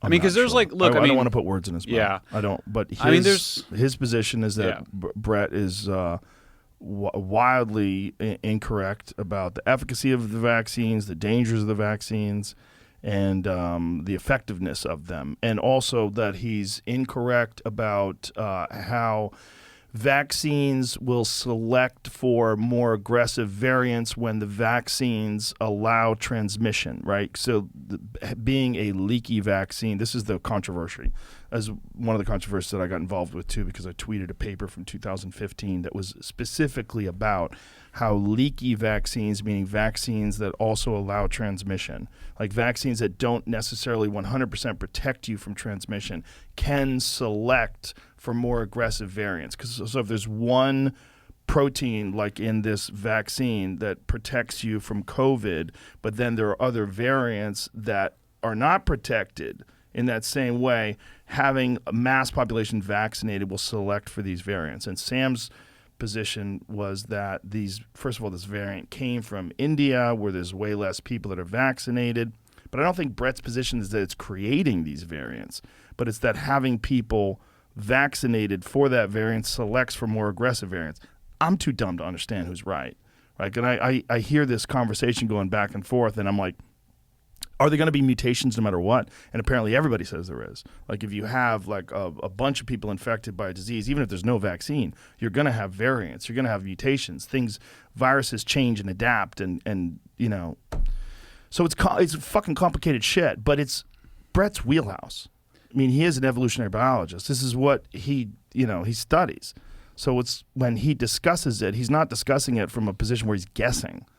And then, I think the two of them probably could come to some understanding if they got together in a room and talked it through, but this is a part of the hysteria of the times that people don't want to be associated with people that they think have questionable ideas or that are promoting questionable ideas, and there's a panic that's attached to this pandemic that is testing people's resolve and their intellectual fortitude in a way that I don't think I've ever seen anything like it in my life. Yeah, I mean, it's funny because you say he considers it a flat Earth theory. Well, why would you not want to debate somebody that has a flat Earth theory? It should be pretty easy for you. Maybe it's also that's not. I mean, he's a neuroscientist. Maybe it's not his wheelhouse. Yeah. Maybe he thinks that someone else should do it. I don't know. Yeah. But it's just, to me, it's crazy. Sometimes I think that. Part of the reason I wanted to do the books is that sometimes it's hard to just figure these things out by watching two people debate. You actually have to spend the time on it. You have to get the footnotes together. Yeah. I'm not smart enough to be able to make a quick judgment on things and be like, that's right or wrong. I need to spend the time to look at it. I always felt like, that's what I was saying before when we started, it was like the initial idea of the intellectual dark web. I was like, good idea, good space to hold. Now let's go and get really practical about what that means. Terrible name. I call them I call us the intellectual dork web, or international dork web is what I usually say. I think it's a silly group. Like calling it a group is silly. Like as soon as you do that, it's like, what's that Groucho Marx phrase? I would never belong to a club that would have me as a member. So I've been mocking it from the beginning. I just think it's. I know, but but I have to say, I find what I was attracted. I mean, anyway, look, I write these two books and I show up at the party and I'm like, hey guys, I wrote these books for you, and everyone's fighting, So it's like okay, I guess there's no party anymore. Well, it's not everyone's not fighting, I'm not fighting with Sam, and I'm not fighting with Brett, and I'm. I mean, it described some. I mean, I was also like, isn't it really like independent, disagreeable writers or something? Or yeah. I mean, the disagreeableness is what is a character. I mean, it's a personality trait, and it's a characteristic of entrepreneurial people and independent-minded people. And so when Barry wrote that piece, and she traces one of the Weinstein brothers had the name, and then Dave Rubin said it. And it's all Eric. It's Eric, okay. Yeah, he loves cloak and dagger shit. Yeah. He's too smart. Well, but it captured some group of people, right? And where you're kind of like, is Steven Pinker part of that? Kind of, and what about, like, you kind of go, Coleman Hughes was never named in it, but you kind of go, he's part of it. Yeah, for sure. And so it does describe something, and I think one thing is, like, what are the rules? Like, you don't want people within the IDW trying to deplatform other IDW people. Like, that would seem like a violation of the spirit of the thing. The greatest violation. Yeah. But it's a mess. It's messy, and I just think it's really neat. I mean, I feel like it has an unrealized promise still. I've been flying around and making friends with people that I think are sort of in it, and like, I'm like, I trust you, and I don't even quite know why exactly. I know that I'm not an expert. I talked to Abigail Schreier, who you've had on, talk about the effect of the trans stuff on adolescents, and I'm not an expert on that, but I kind of look at her and I listen to her and I kind of go, she may not be right about all of it, but she's clearly onto something. Yes. I think the same. Like I think folks, you could read these books and be like, Michael gets some stuff wrong, but it's like this is not. I'm not doing something for some other agenda. I'm trying to figure this stuff out. There's an issue with any time you create a movement, whether you call it the intellectual dark web or whatever it is, where people will glom onto that movement and sort of adopt those opinions and perceptions because they think that is going to be effective at promoting their brand. You know, you would call them grifters, right? And there's a lot of that out there, man. And that is so confusing because some of them have some good points, and then they'll fall apart under questioning. Like you get them over a course of 3 hours in a conversation, you realize like, oh, you're not really thinking. What you're doing is like you have an end conclusion that you would like to support, and then you gather up a bunch of evidence that you think will support that end conclusion. But then when you're confronted with an actual debate, or an actual conversation about this, it turns out you haven't really done the work. Right, you don't really know what you're talking about. Well, because in Barry's original piece, she's sort of like, let me tell you who's not in it. Candace Owens is not in it, and I'm kind of like, I don't know who decides. Candace Owens is very young. Well, yeah, but it's also like people need to take into consideration. Like she's, what is she, 30 now? Right. When I was 30, I was a fucking moron. Okay, she's a lot smarter than me when I was 30. And sometimes people, when they're new to this whole thing of discussing very complex issues publicly, especially when you're someone like her who's very articulate and very charismatic and very confident, you'll fuck up. You go down wrong roads. You trip up. And her and I had like a very uncomfortable conversation about climate change, about scientists and what she's concerned with and not concerned with. May would have been interesting to have her and you. And so, like, you could show, like, it seems like there's some middle ground there. Yeah, I mean, it's interesting because I was also like, I'm a huge fan of John McWhorter, who blurbed San Fransicko, and he's actually inspired a bunch of it, who I met 15 years ago when I was sort of, outs of progressive, and I was like, how do you handle this? And then Glenn Lowry, who just did this brilliant podcast with Barry Weiss. And so I'm kind of like, okay, so what is Candace Owens saying that is different from Glenn and John? And I'd like to know, to what extent is it a style thing? What extent is it a content thing? Did you ever see Russell Brand interview Candace? No, I haven't. That'd be interesting. Russell Brand has become my favorite new independent journalist. It is crazy because I love Russell as a person. I've met him. I've had him on the podcast before. He's a great guy. He's a really funny guy. But I always knew him as this like hilarious guy from movies. And now he's this really open-minded, well-informed journalist. It's crazy to see. He does his podcast. He's got papers out. He's reading these facts, and he's cracking jokes, and he's funny. And I'm like, look at this. I should check. He's also a recovering addict, right? Yes. That helps because I think that gets you something that I think that you were describing psychedelics gets to people, which is sort of like, you know what? Actually, we're all human beings. Yeah. And we're all going to die. Yes. And there's some confrontation with your mortality that occurs that a lot of people get all bottled up in. But I think when you have that view, it's like, okay, like this desire to exclude and ostracize people in order to make yourself feel secure, I think is less strong with people that have really confronted their mortality in that way and who have some sort of some spiritual orientation or at least some orientation to our common humanity. And I hope that's one of the characteristics of the IDW. Not having some religious impulse, but some sense of shared humanity. Because that's what gets lost is we just start to view people we disagree with as monsters. Yes, as the other. Yeah, shared humanity that's so crucial to all this. And the problem is when people disagree with people, they get very emotional. And when you get very emotional, they get aggressive, and then they start insulting and trying to figure out some way to get either the moral high ground or the intellectual high ground, and win. Conversations too often with people are about one person coming out as the better. Right. whether it's a better articulator or the better, with their facts and their points of view. But it becomes a competition instead of just discourse, just conversation, like where you're trying to figure like I don't know you. I met you today. I want to know how you think. I know that when I read the proposal and what your book was about, I was like, thank God someone's trying to figure this out because this is so crazy. And I read some of your stuff and I was like, he's on to something. He's definitely like really well informed. This would be a fun conversation. But when I had you in, that's all I wanted. I'm like, I just want to talk. I don't want to get ahead of you. I just want to talk. That's, for some reason, not common. And I don't know why. It's really bizarre. I have to say, like, some of the people that have come after me, I had some journalists, when they come after me, I'll be like, okay, let's record a Zoom together. And they would agree to it, but they wouldn't turn on their video.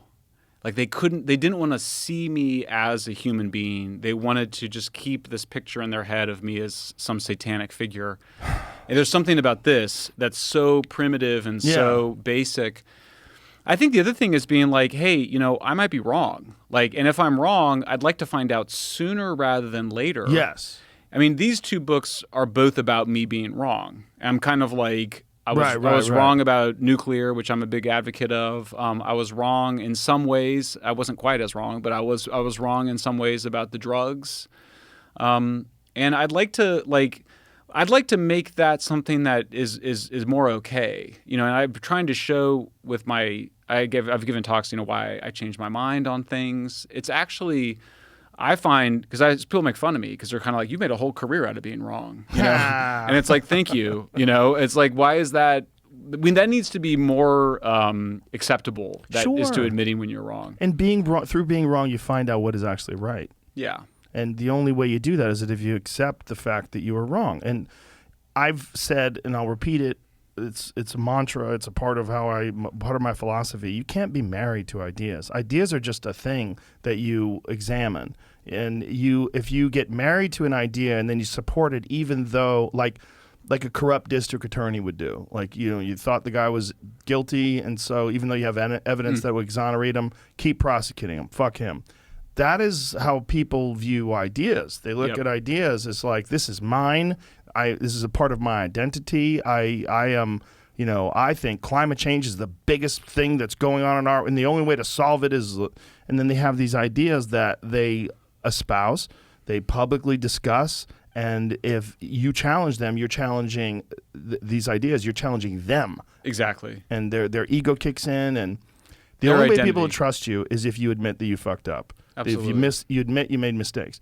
There's no denying that we're all flawed. We're all human beings, and we have ideas that we bounce around that are incorrect. And the only way you find out about that is if you're confronted with better evidence, which is one of the reasons why censorship is so goddamn dangerous. Exactly. Because there are a lot of people that have it in their head that they're correct about something, and if they were exposed to a more nuanced or a more informed perspective or something that resonated with them in a different way, it could enhance their view of the world. It could enhance their view of whatever subject they're going back and forth about, and maybe give them a little bit of humility and let them realize, like, wow, I really thought I had this and I was wrong. And now I have a better understanding of how to view other subjects or other issues that come up. Maybe I shouldn't be so quick to cling to my first initial assumption. Well, that's the issue that's why this medium in particular that you've pioneered is so important, is that it's hard to do in a hurry. Yeah. You need, there's like the famous Daniel Kahneman's famous thing of type 1 versus type 2 thinking, which is just, fast versus slow thinking. Fast thinking is the enemy of civilization. Yeah, those 7-minute clips on CNN where the people are 3 heads and 3 different frames, 3 different parts of the country. They're not even in the room with each other, and they're yelling over each other. No, absolutely. So, yeah. In the funny thing is the New York Times used to be that. Like, it used to be the place for those ideas to really be sussed out, and now it's just become propaganda. So some of it. I got to defend the New York Times in some ways because it's the best. It's still the best. There's still problems, Right. but there's a lot of editorials I read in the New York Times. I'm like, man, that's really, really well written. Well, and John. Speaking of John McWhorter, he just got a column there now, so there is something. There are. I agree. I shouldn't overgeneralize, but it's sad where it goes sometimes. The L.A. Times is another version of that. It's just some of the articles are fucking chaos. Like when they called.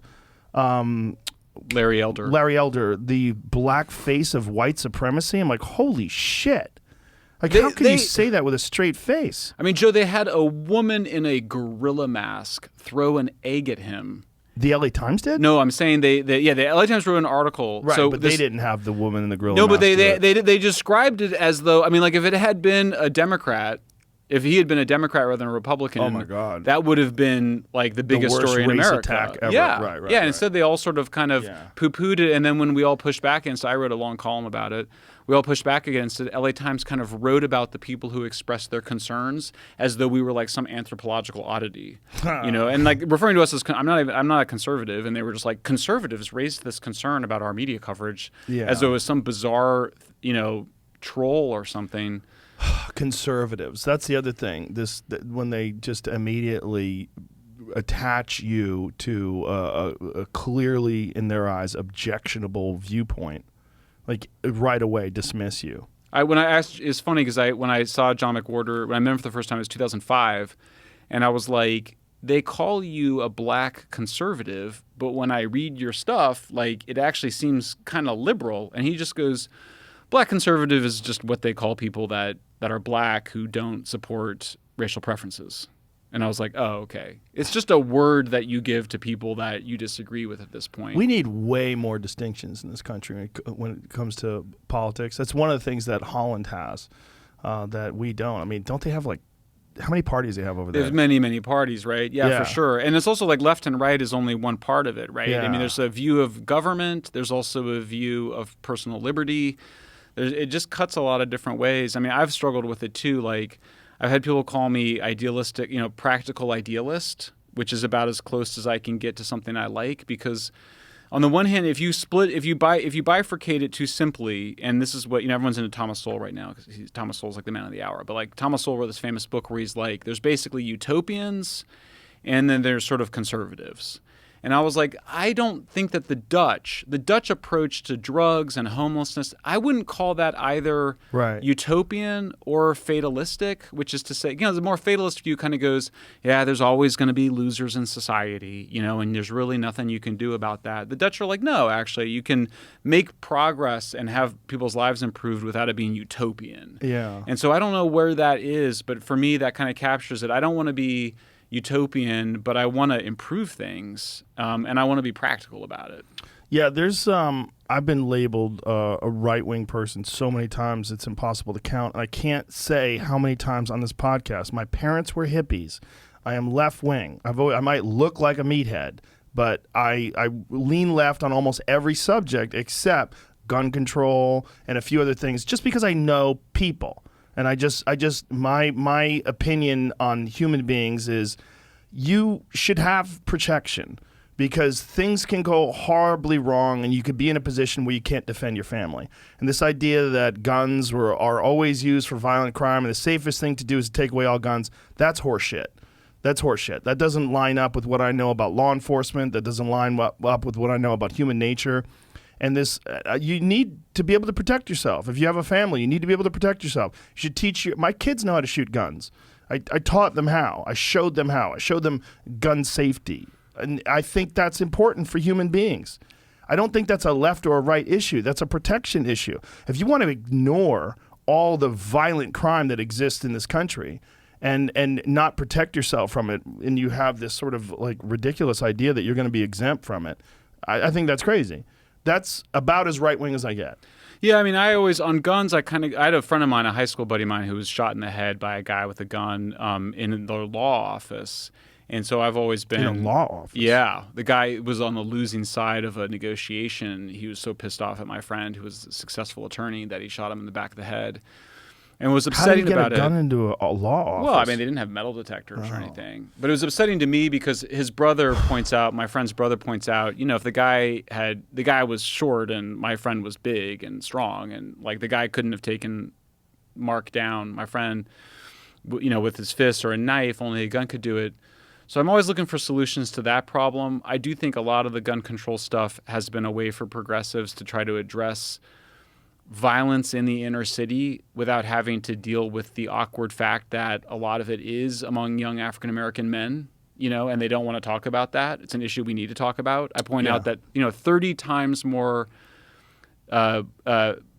black men are killed by civilians than by police, right? So we clearly have – now, it depends. The conservatives look at that as a problem of family upbringing. Liberals look at it as a problem of too many guns.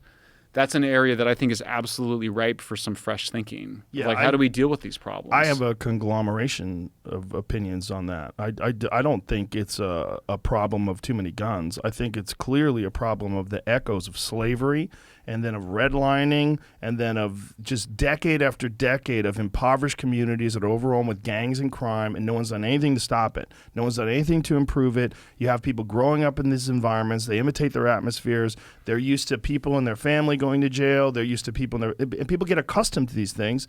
If you look at it, it's in these same communities. It's in the south side of Chicago. It's in parts of Baltimore. It's in parts of Detroit.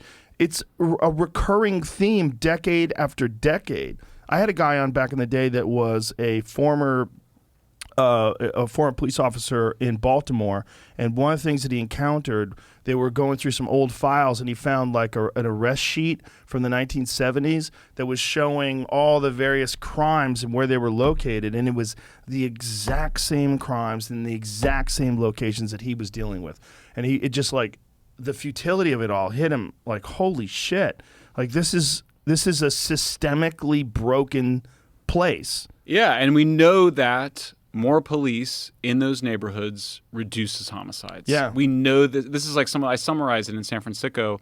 Some of the best evidence of it, because we have these natural experiments where some communities had more police officers. The police chief of Seattle, Carmen Best, she gets her start by doing that work. And it's like, what is that work? It's knowing people's names. It's checking in on people in their homes. It's being present.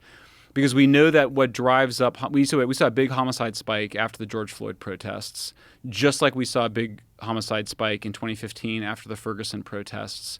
It's when people stop thinking the system is fair or the system is on their side.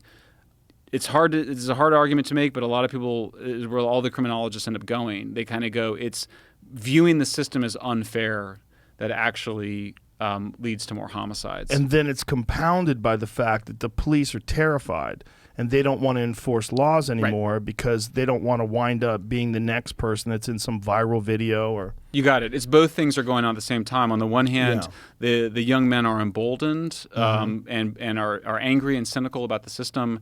And on the other, the police are concerned and they pull back.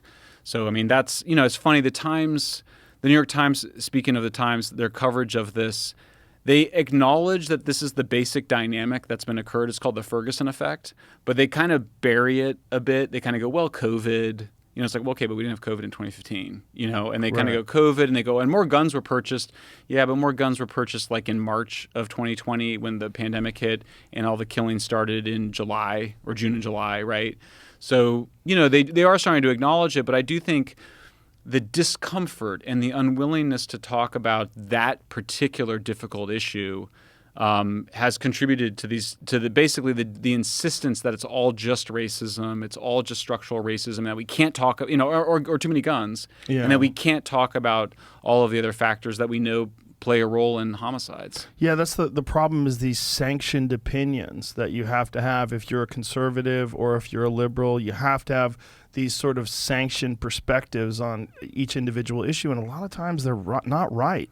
Especially if you're going to go, look, we don't think that father absence, we don't think that parental absence is a factor in young men becoming aggressive and violent. Come on. I mean, that's just absurd. Like, I think in their quieter moments, when you're with progressives and you're quiet about it, or they don't feel like they're under a spotlight, they'll acknowledge that, of course, that's an issue. Yes. And so the funny thing is that, like, that the thing that they become so dogmatic about, insisting that this is just strictly about, structural racism and not about things like parental absence or father absence, they're actually taking the safe position for themselves. Right. Exactly. And then they're becoming dogmatic and policing it so that we never talk about the real solutions. I mean, it is similar to don't talk about the fact that all the guys on the street are on drugs because they're so uncomfortable with the reality of it. They don't want to deal with the solutions to it. So yeah, it's really the worst. It's the worst of both worlds. All the more important though to have like long-form podcasts where you can describe these issues in their complexity and depth and not be misunderstood or have people distorting what you're really saying. Yeah, that's one of the crazier aspects of long-form podcasting that no one saw coming was there was a need to have these discussions, on complicated issues outside of the sanctioned opinions. It just like go, well, what is really going on? And have these little like, okay, let me take the opponent, let me take a steel man perspective on it. Let me look at it this way. Let me try to figure out if I'm right. Let me have people on that I agree with and disagree with. But you're not getting any of that on mainstream television. Yeah. They don't have the time for it. It's not a part of their business model. It's just not what they're looking for, whether it's CNN or Fox News or whoever, MSNBC. Right. They have sanctioned perspectives, and they push these narratives. Absolutely. I mean, if you look at the guns thing, you kind of go, look, if we didn't have guns, if we were like Britain, right, there would be less homicides because you just can't do as much with knives.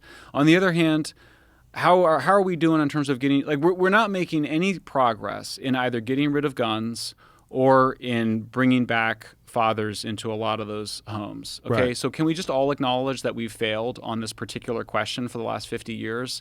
Once we've acknowledged that, then you might kind of go, all right, well, what can we do? We can increase the number of police in those communities. Can we have a conversation about national service, right? Like, we know that getting young men into disciplined environments where they're taught to get that daily discipline, that hard work, leaning into adversity, overcoming it, becoming strong, all those things. We know that's important. That's traditionally what conservatives have talked about, but liberals will recognize it. But that might involve a new role for government, and that might be uncomfortable for conservatives. So you suddenly get into an interesting territory, which is once you acknowledge that, look, we're not going to just be able to make people stay married, and we're not going to be able to remove all the guns from the street, then we can turn to, okay, well, what could we do? And I look at it and I kind of go, you could do more police, and you could probably have some programs that actually help young men to get the discipline that they would have normally gotten from their fathers from somebody else. Well, we can get it through, if we don't get it through mandatory service, you can get it through martial arts. I mean, yes. That's how I got it. And I think it's one of the best things that could ever happen to young people is to learn how to overcome very difficult moments through martial arts. Absolutely. I mean, all those things. And I think the traditional response from conservatives has been sort of, they just need their dads, and where are the parents? And the traditional thing from liberals is, how do we just give them more services? Right. And it's kind of like, let's move beyond that. And the only way to do that is if you can actually have a conversation where we acknowledge what hasn't worked. Gun control hasn't worked. Moralizing about the importance of nuclear families hasn't worked either. Speaking of nuclear, I feel like we're going to do two different podcasts at the same time, but I do really want to talk about the nuclear issue because that's something that it took me a while to figure out too, that nuclear power is a really good option when done correctly. But I think we have this, when we talk about climate change, the last thing you think of as a tenable green solution is fucking nuclear. Like, nuclear sounds horrible, right? It sounds like 3 Mile Island, Chernobyl, Fukushima, fuck that. But then when you find out that really these are like systems, like particularly Fukushima, right? A really outdated system, and what they could do today as far as, making sure that it doesn't fall apart and having strategies to mitigate any possible side effects or bad effects of having nuclear power plants. They can do that today. And you could have something where you're generating an enormous amount of power and you don't really have a lot of negative side effect. Yeah, and by the way, your buddy Elon Musk just came out and gave a really positive statement. I was very happy because I've written some critical things about his statements on solar where I think he's exaggerated what solar can do. But he did just come out and say we shouldn't shut down our nuclear plants, which I appreciated. Yeah, I mean, look, I'm like you. I'm a Gen Xer. 1983, the day after, came out about nuclear war, made-for-TV movie. that all of our parents made us watch, and I was horrified by it. I was anti-nuclear, was a renewables advocate until about 10 years ago. And then a bunch of people were like, you just got to take a second look at nuclear. Is it because we equate nuclear power with nuclear war, which is obviously horrible? I would say that's somewhere around half of it.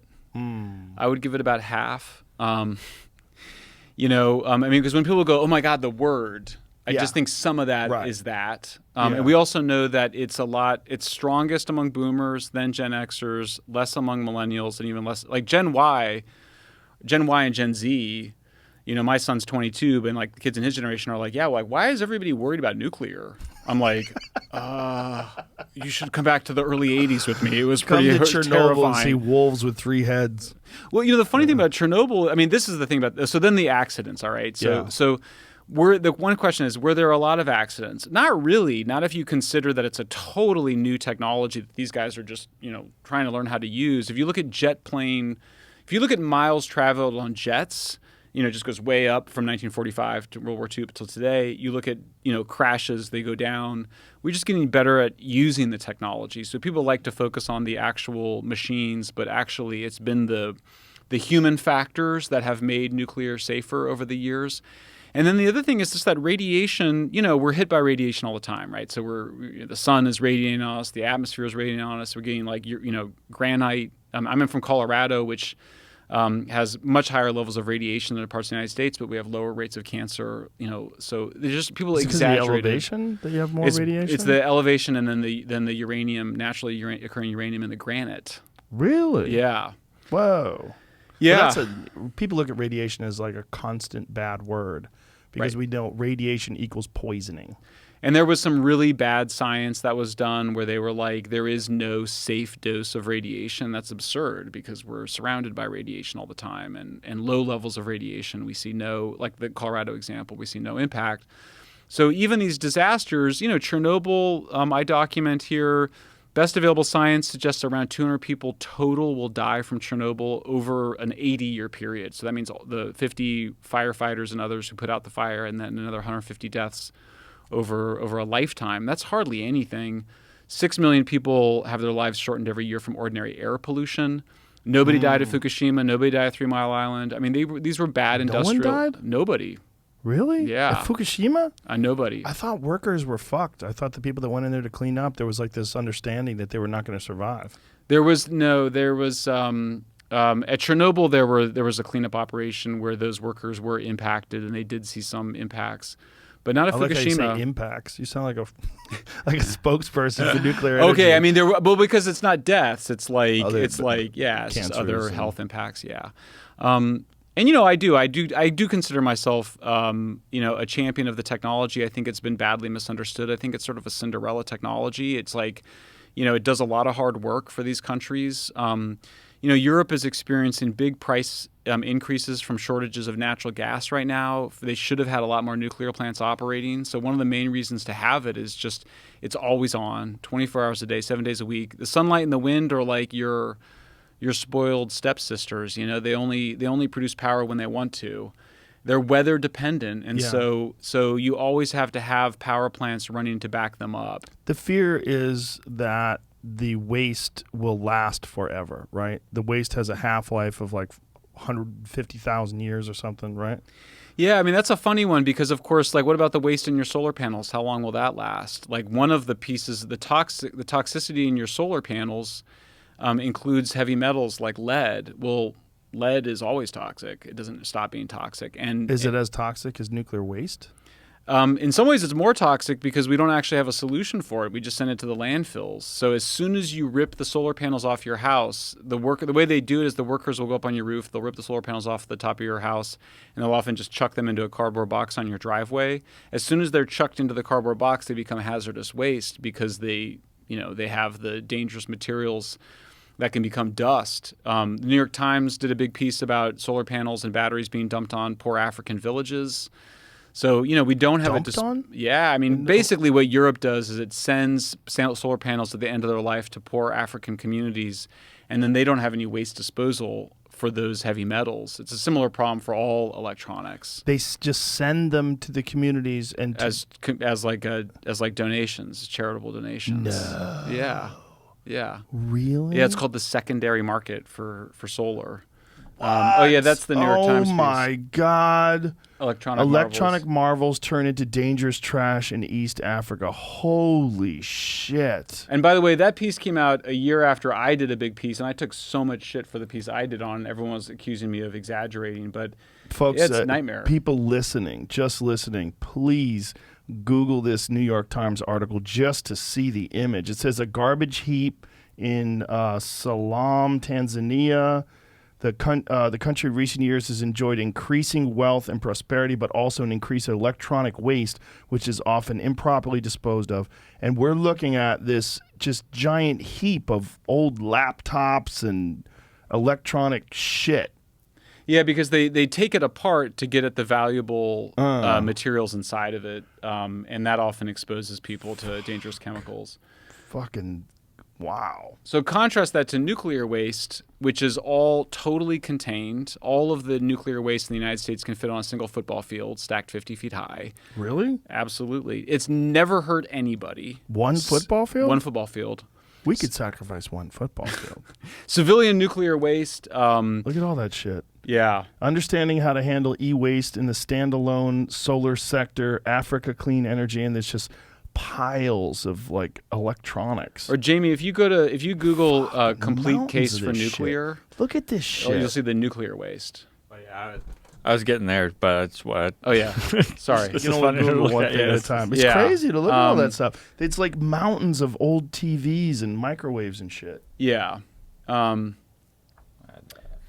So that is. I thought that nuclear waste was a lot more.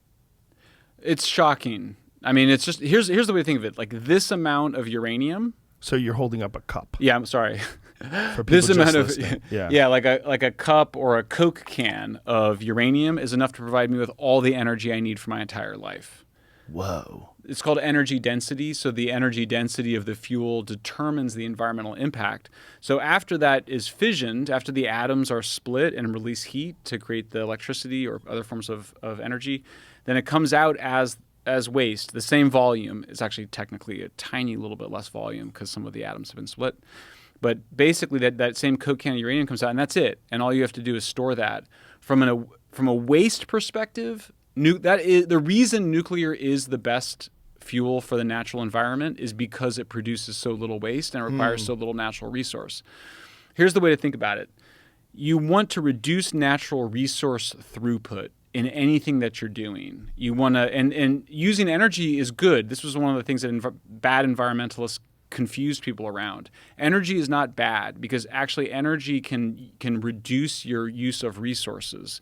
So to go from using coal, which would require many train cars of coal to provide me with the energy I need in my life, to uranium means you're saving entire mountains from having to be dug up and have that. And then the coal, and then obviously a lot of the pollution goes in the environment. Nuclear plants produce zero pollution. I mean, just contemplate that for a second. Zero air pollution, zero water pollution. Instead of pollution, which is waste sent into the natural environment, out comes these used fuel rods that are then stored on site, which is the best place to store them in my view because we keep a good eye on them. And do we have to keep an eye on them for a while? Sure, but that's okay. We have landfills and all sorts of other places that we use to manage waste. We keep like there's a lot of dangerous things in the world that we prevent humans from being exposed to. Well, just a physical structure that could contain that's only the size of a football field. It's like, yeah, and it's also like I think people worry that it could blow up. What's all that? Jim? That's propaganda. Is it? Yeah, I think so. Where's that? Is it? I just typed in nuclear waste, start looking at it. Oh, that is. See those says barrels? DMT group. So I'm thinking it's probably bullshit. Just Google a complete case for nuclear, and it'll come to our website, and we'll show you the actual. Like that's Greenpeace propaganda right there. That thing of these barrels scattered on a hillside. That's totally ridiculous. It kind of looks computer generated. Well, why would they do that? Like, what is their motivation for that kind of propaganda? They want everybody to live in huts, just drink river water. Yeah, what's their Ewok idea? villages. I mean, it's a long story. I mean, it basically goes back to there's basically two issues. It starts with on the one hand, there's fear of nuclear weapons, but on the other is fear of a high energy planet. So with this bad idea that took hold is that if you have a lot of people that are using a lot of energy, they'll destroy more of the natural environment. And so you want to have a low energy society. That's the original. Okay, that's from our website. So that's all this. So there's a photograph of 45 years of Swiss nuclear waste sitting on a basketball court. Never hurts anybody. Yeah, so let's describe this to people. It looks like there's probably about 40 barrels. Does that make sense? Yep. Probably about 30 feet high. Yeah, they're basically like these big cylinders. Yep. And inside of those is the fuel rods. And there's a guy standing next to him. So it's Right. not even like Right. you can't even be close to him. Right. Maybe that guy's dead now. Or No, maybe no. he can read minds. No, so literally nobody has ever been harmed or much less killed by civilian nuclear waste. Really? Yes. During World War II, when we were just throwing people at, trying to make the bomb, we did have a bunch of bad weapons waste in places like Hanford, Washington. So when I say nuclear waste, civilian nuclear waste never hurt anybody, somebody on Twitter always goes, "What about Hanford, dude?" And it's like, well, Hanford was making weapons. And making weapons is a much messier process, especially when you're making the first one. But energy density is the key concept here. To get the same amount of electricity from a solar farm or a wind farm as from a nuclear plant, you need 300 to 400 times more land. And the reason is because the sunlight is not a very concentrated form of energy, whereas uranium and splitting the atom open releases tremendous amounts of energy. Is there potential for the technology for solar to improve radically where they can suck more energy out of the sun than these current panels are capable of, or is there like a finite amount? It's pretty fixed. I mean, you can't make the sun, and you can't make sunlight any more dense. And you can't make the sun shine more than it shines. So we did see big decreases in the cost of solar panels over the last 10 or 20 years, but that was not because the solar panels became more efficient. The solar panels became 2% more efficient in converting sunlight to electricity. What really occurred is that the Chinese started making them with enslaved Uyghur Muslims, really cheap coal, and basically big government subsidies. When I lived in California, Tesla was doing these roofs where they have these Tesla roof panels, and I talked to one of the guys when I got my car, and it was like, "Yeah, we could do your roof." And I go, "Oh yeah, come do my roof." So they come to do my roof, and they go, we can't do your roof." I go, "Why not?" They're like, "It's angled the wrong way." I'm like, "Huh?" Like, but it's the sky. Like, what are you talking about? Like, how could it be like, what the fuck are you saying? I didn't understand what they were saying. Like, Well, also the other, I thought you were going to say that they didn't have them because they promised these special roof tiles that would be solar panels, but those didn't pan out. they didn't? That's what they were talking about. Yeah, that's what they were talking about doing to my roof. Yeah. They were going to put but maybe they thought that I would talk shit. I mean, Maybe they got there and they're like, "This doesn't work that good. Maybe we should tell Rogan this shit doesn't work at all." Sorry, man, your roof is just angled the wrong. Because I didn't understand. I'm like, listen, I live in California. It's fucking never raining out here. The sun's above my head. Get these things on there. Let's work. Come on. yeah, the solar rooftop panels didn't work out. What has become cheap and ubiquitous are just the same kind of polysilicon panels that we've had that Bell Labs invented in the 50s. Like a big array where you have Yeah. like a large slanted thing on a hillside. And That's Yeah. it. That's it. And so, that can basically just power a house, right? Not even a house because you still need power at night. In fact, you got to remember the problem with solar is that peak demand for electricity is between 5 p.m. and 9 p.m. at night. When there's no sun. You got it. Yeah. So Yeah. you store it in these large batteries, but then you run with the batteries lose their ability to store energy over time, and then they have really waste. expensive. Remember, Yeah. one thing about electricity systems is that the reason electricity is so cheap is because supply and demand are perfectly aligned. Every time you take electricity out of the grid and put it into any kind of battery and then you put it back into the grid, you're having two energy conversions. So a conversion from electricity into a chemical, in this case lithium, but even if you use a hydroelectric dam. So every time you're doing storage on the grid, you're making electricity much more expensive. And that's a problem because part of the reason that we have civilization, that everything is so cheap these days and that we've been able to have all this prosperity is by making energy so cheap. So if you make energy more expensive, this is why it's always such a political problem for governments to make energy expensive, because everything in the economy depends on energy. Maybe we can have you on a podcast with Greta Thunberg. I would welcome that. I would love that. How dare you? How dare you? She's not going to school until they fix it. Do you know that? What a brilliant kid. She's like, fuck school. This is what I'm going to do. I'm going to say, until you fix climate crisis, I'm not going back to school. And so she hasn't gone to school in like 100,000 days or some shit. What I wish she would do is go to Africa. And I write about her in Apocalypse Never, and I talk about, she needs to go see what life is like for really poor people. But doesn't she have an issue? Isn't there like some sort of a spectrum issue with her? Yeah, but that doesn't mean she can't go to Africa. Right. But I mean, the way she's being exploited disturbs me. Well, she says she's a kid. Well, she says in her original TED Talk that she views things in a really black and white way.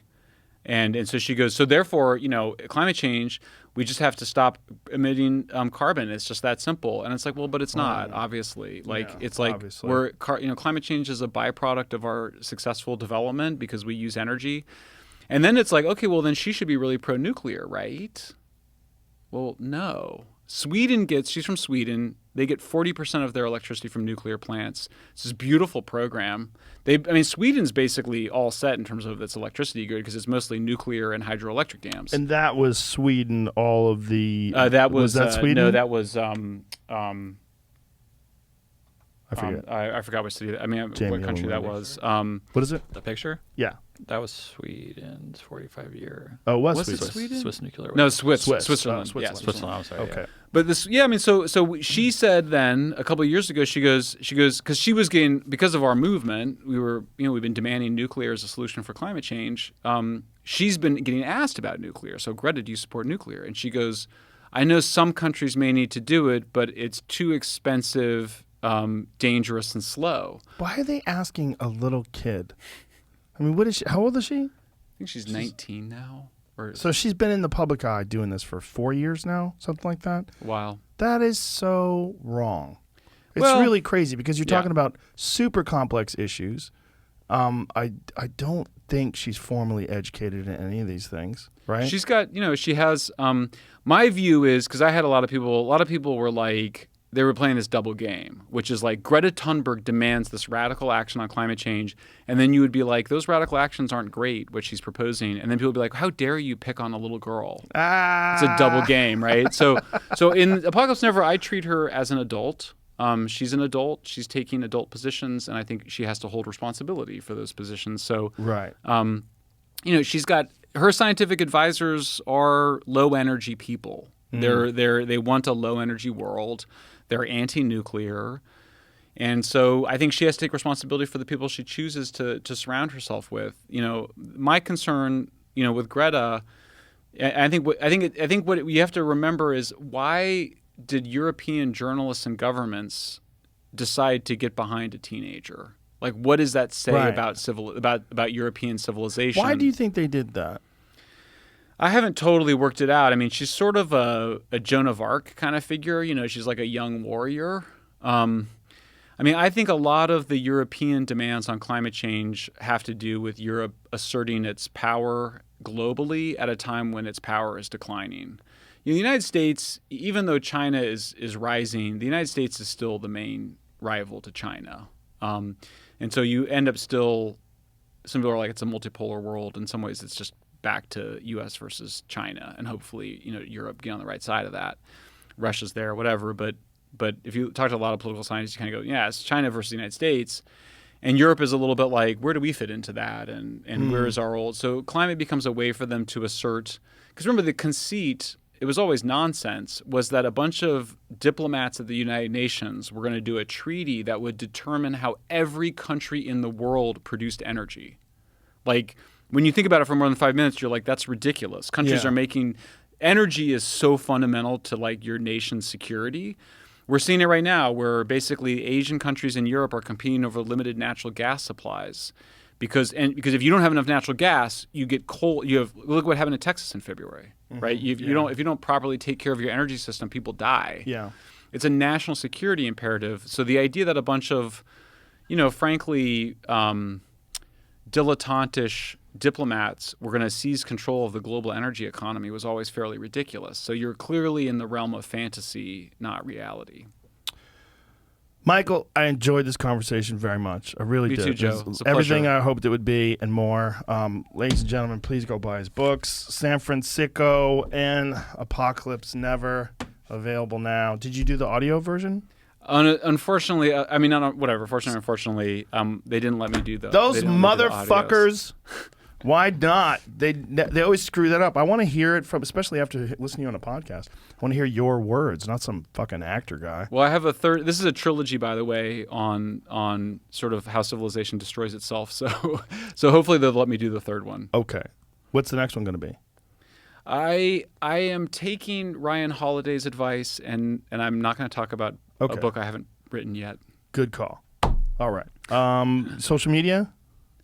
Shellenberger MD. I'm not an MD. Those are my initials. At Shellenberger MD. How sneaky. It was all that was available to me. I swear to God, I wanted at Shellenberger, and it wasn't available. Or Shellenberger M. Did you try Michael Shellenberger, or is it too many words? It's too many letters. Oh. I know it's the curse of a Letters, 13 lettered Yeah, last that's name. a long ass. Yeah. Yeah. But SHELLENBERGR. How about Mike Shell? You know what, man? If I try to change my Twitter handle right now, I'm going to be de-verified. So I'm going to stick with what I got, dude. Don't do that. All right. Well, thank you very much. Thanks, Joe. Appreciate It's a you. pleasure. Thank you. Bye, everybody.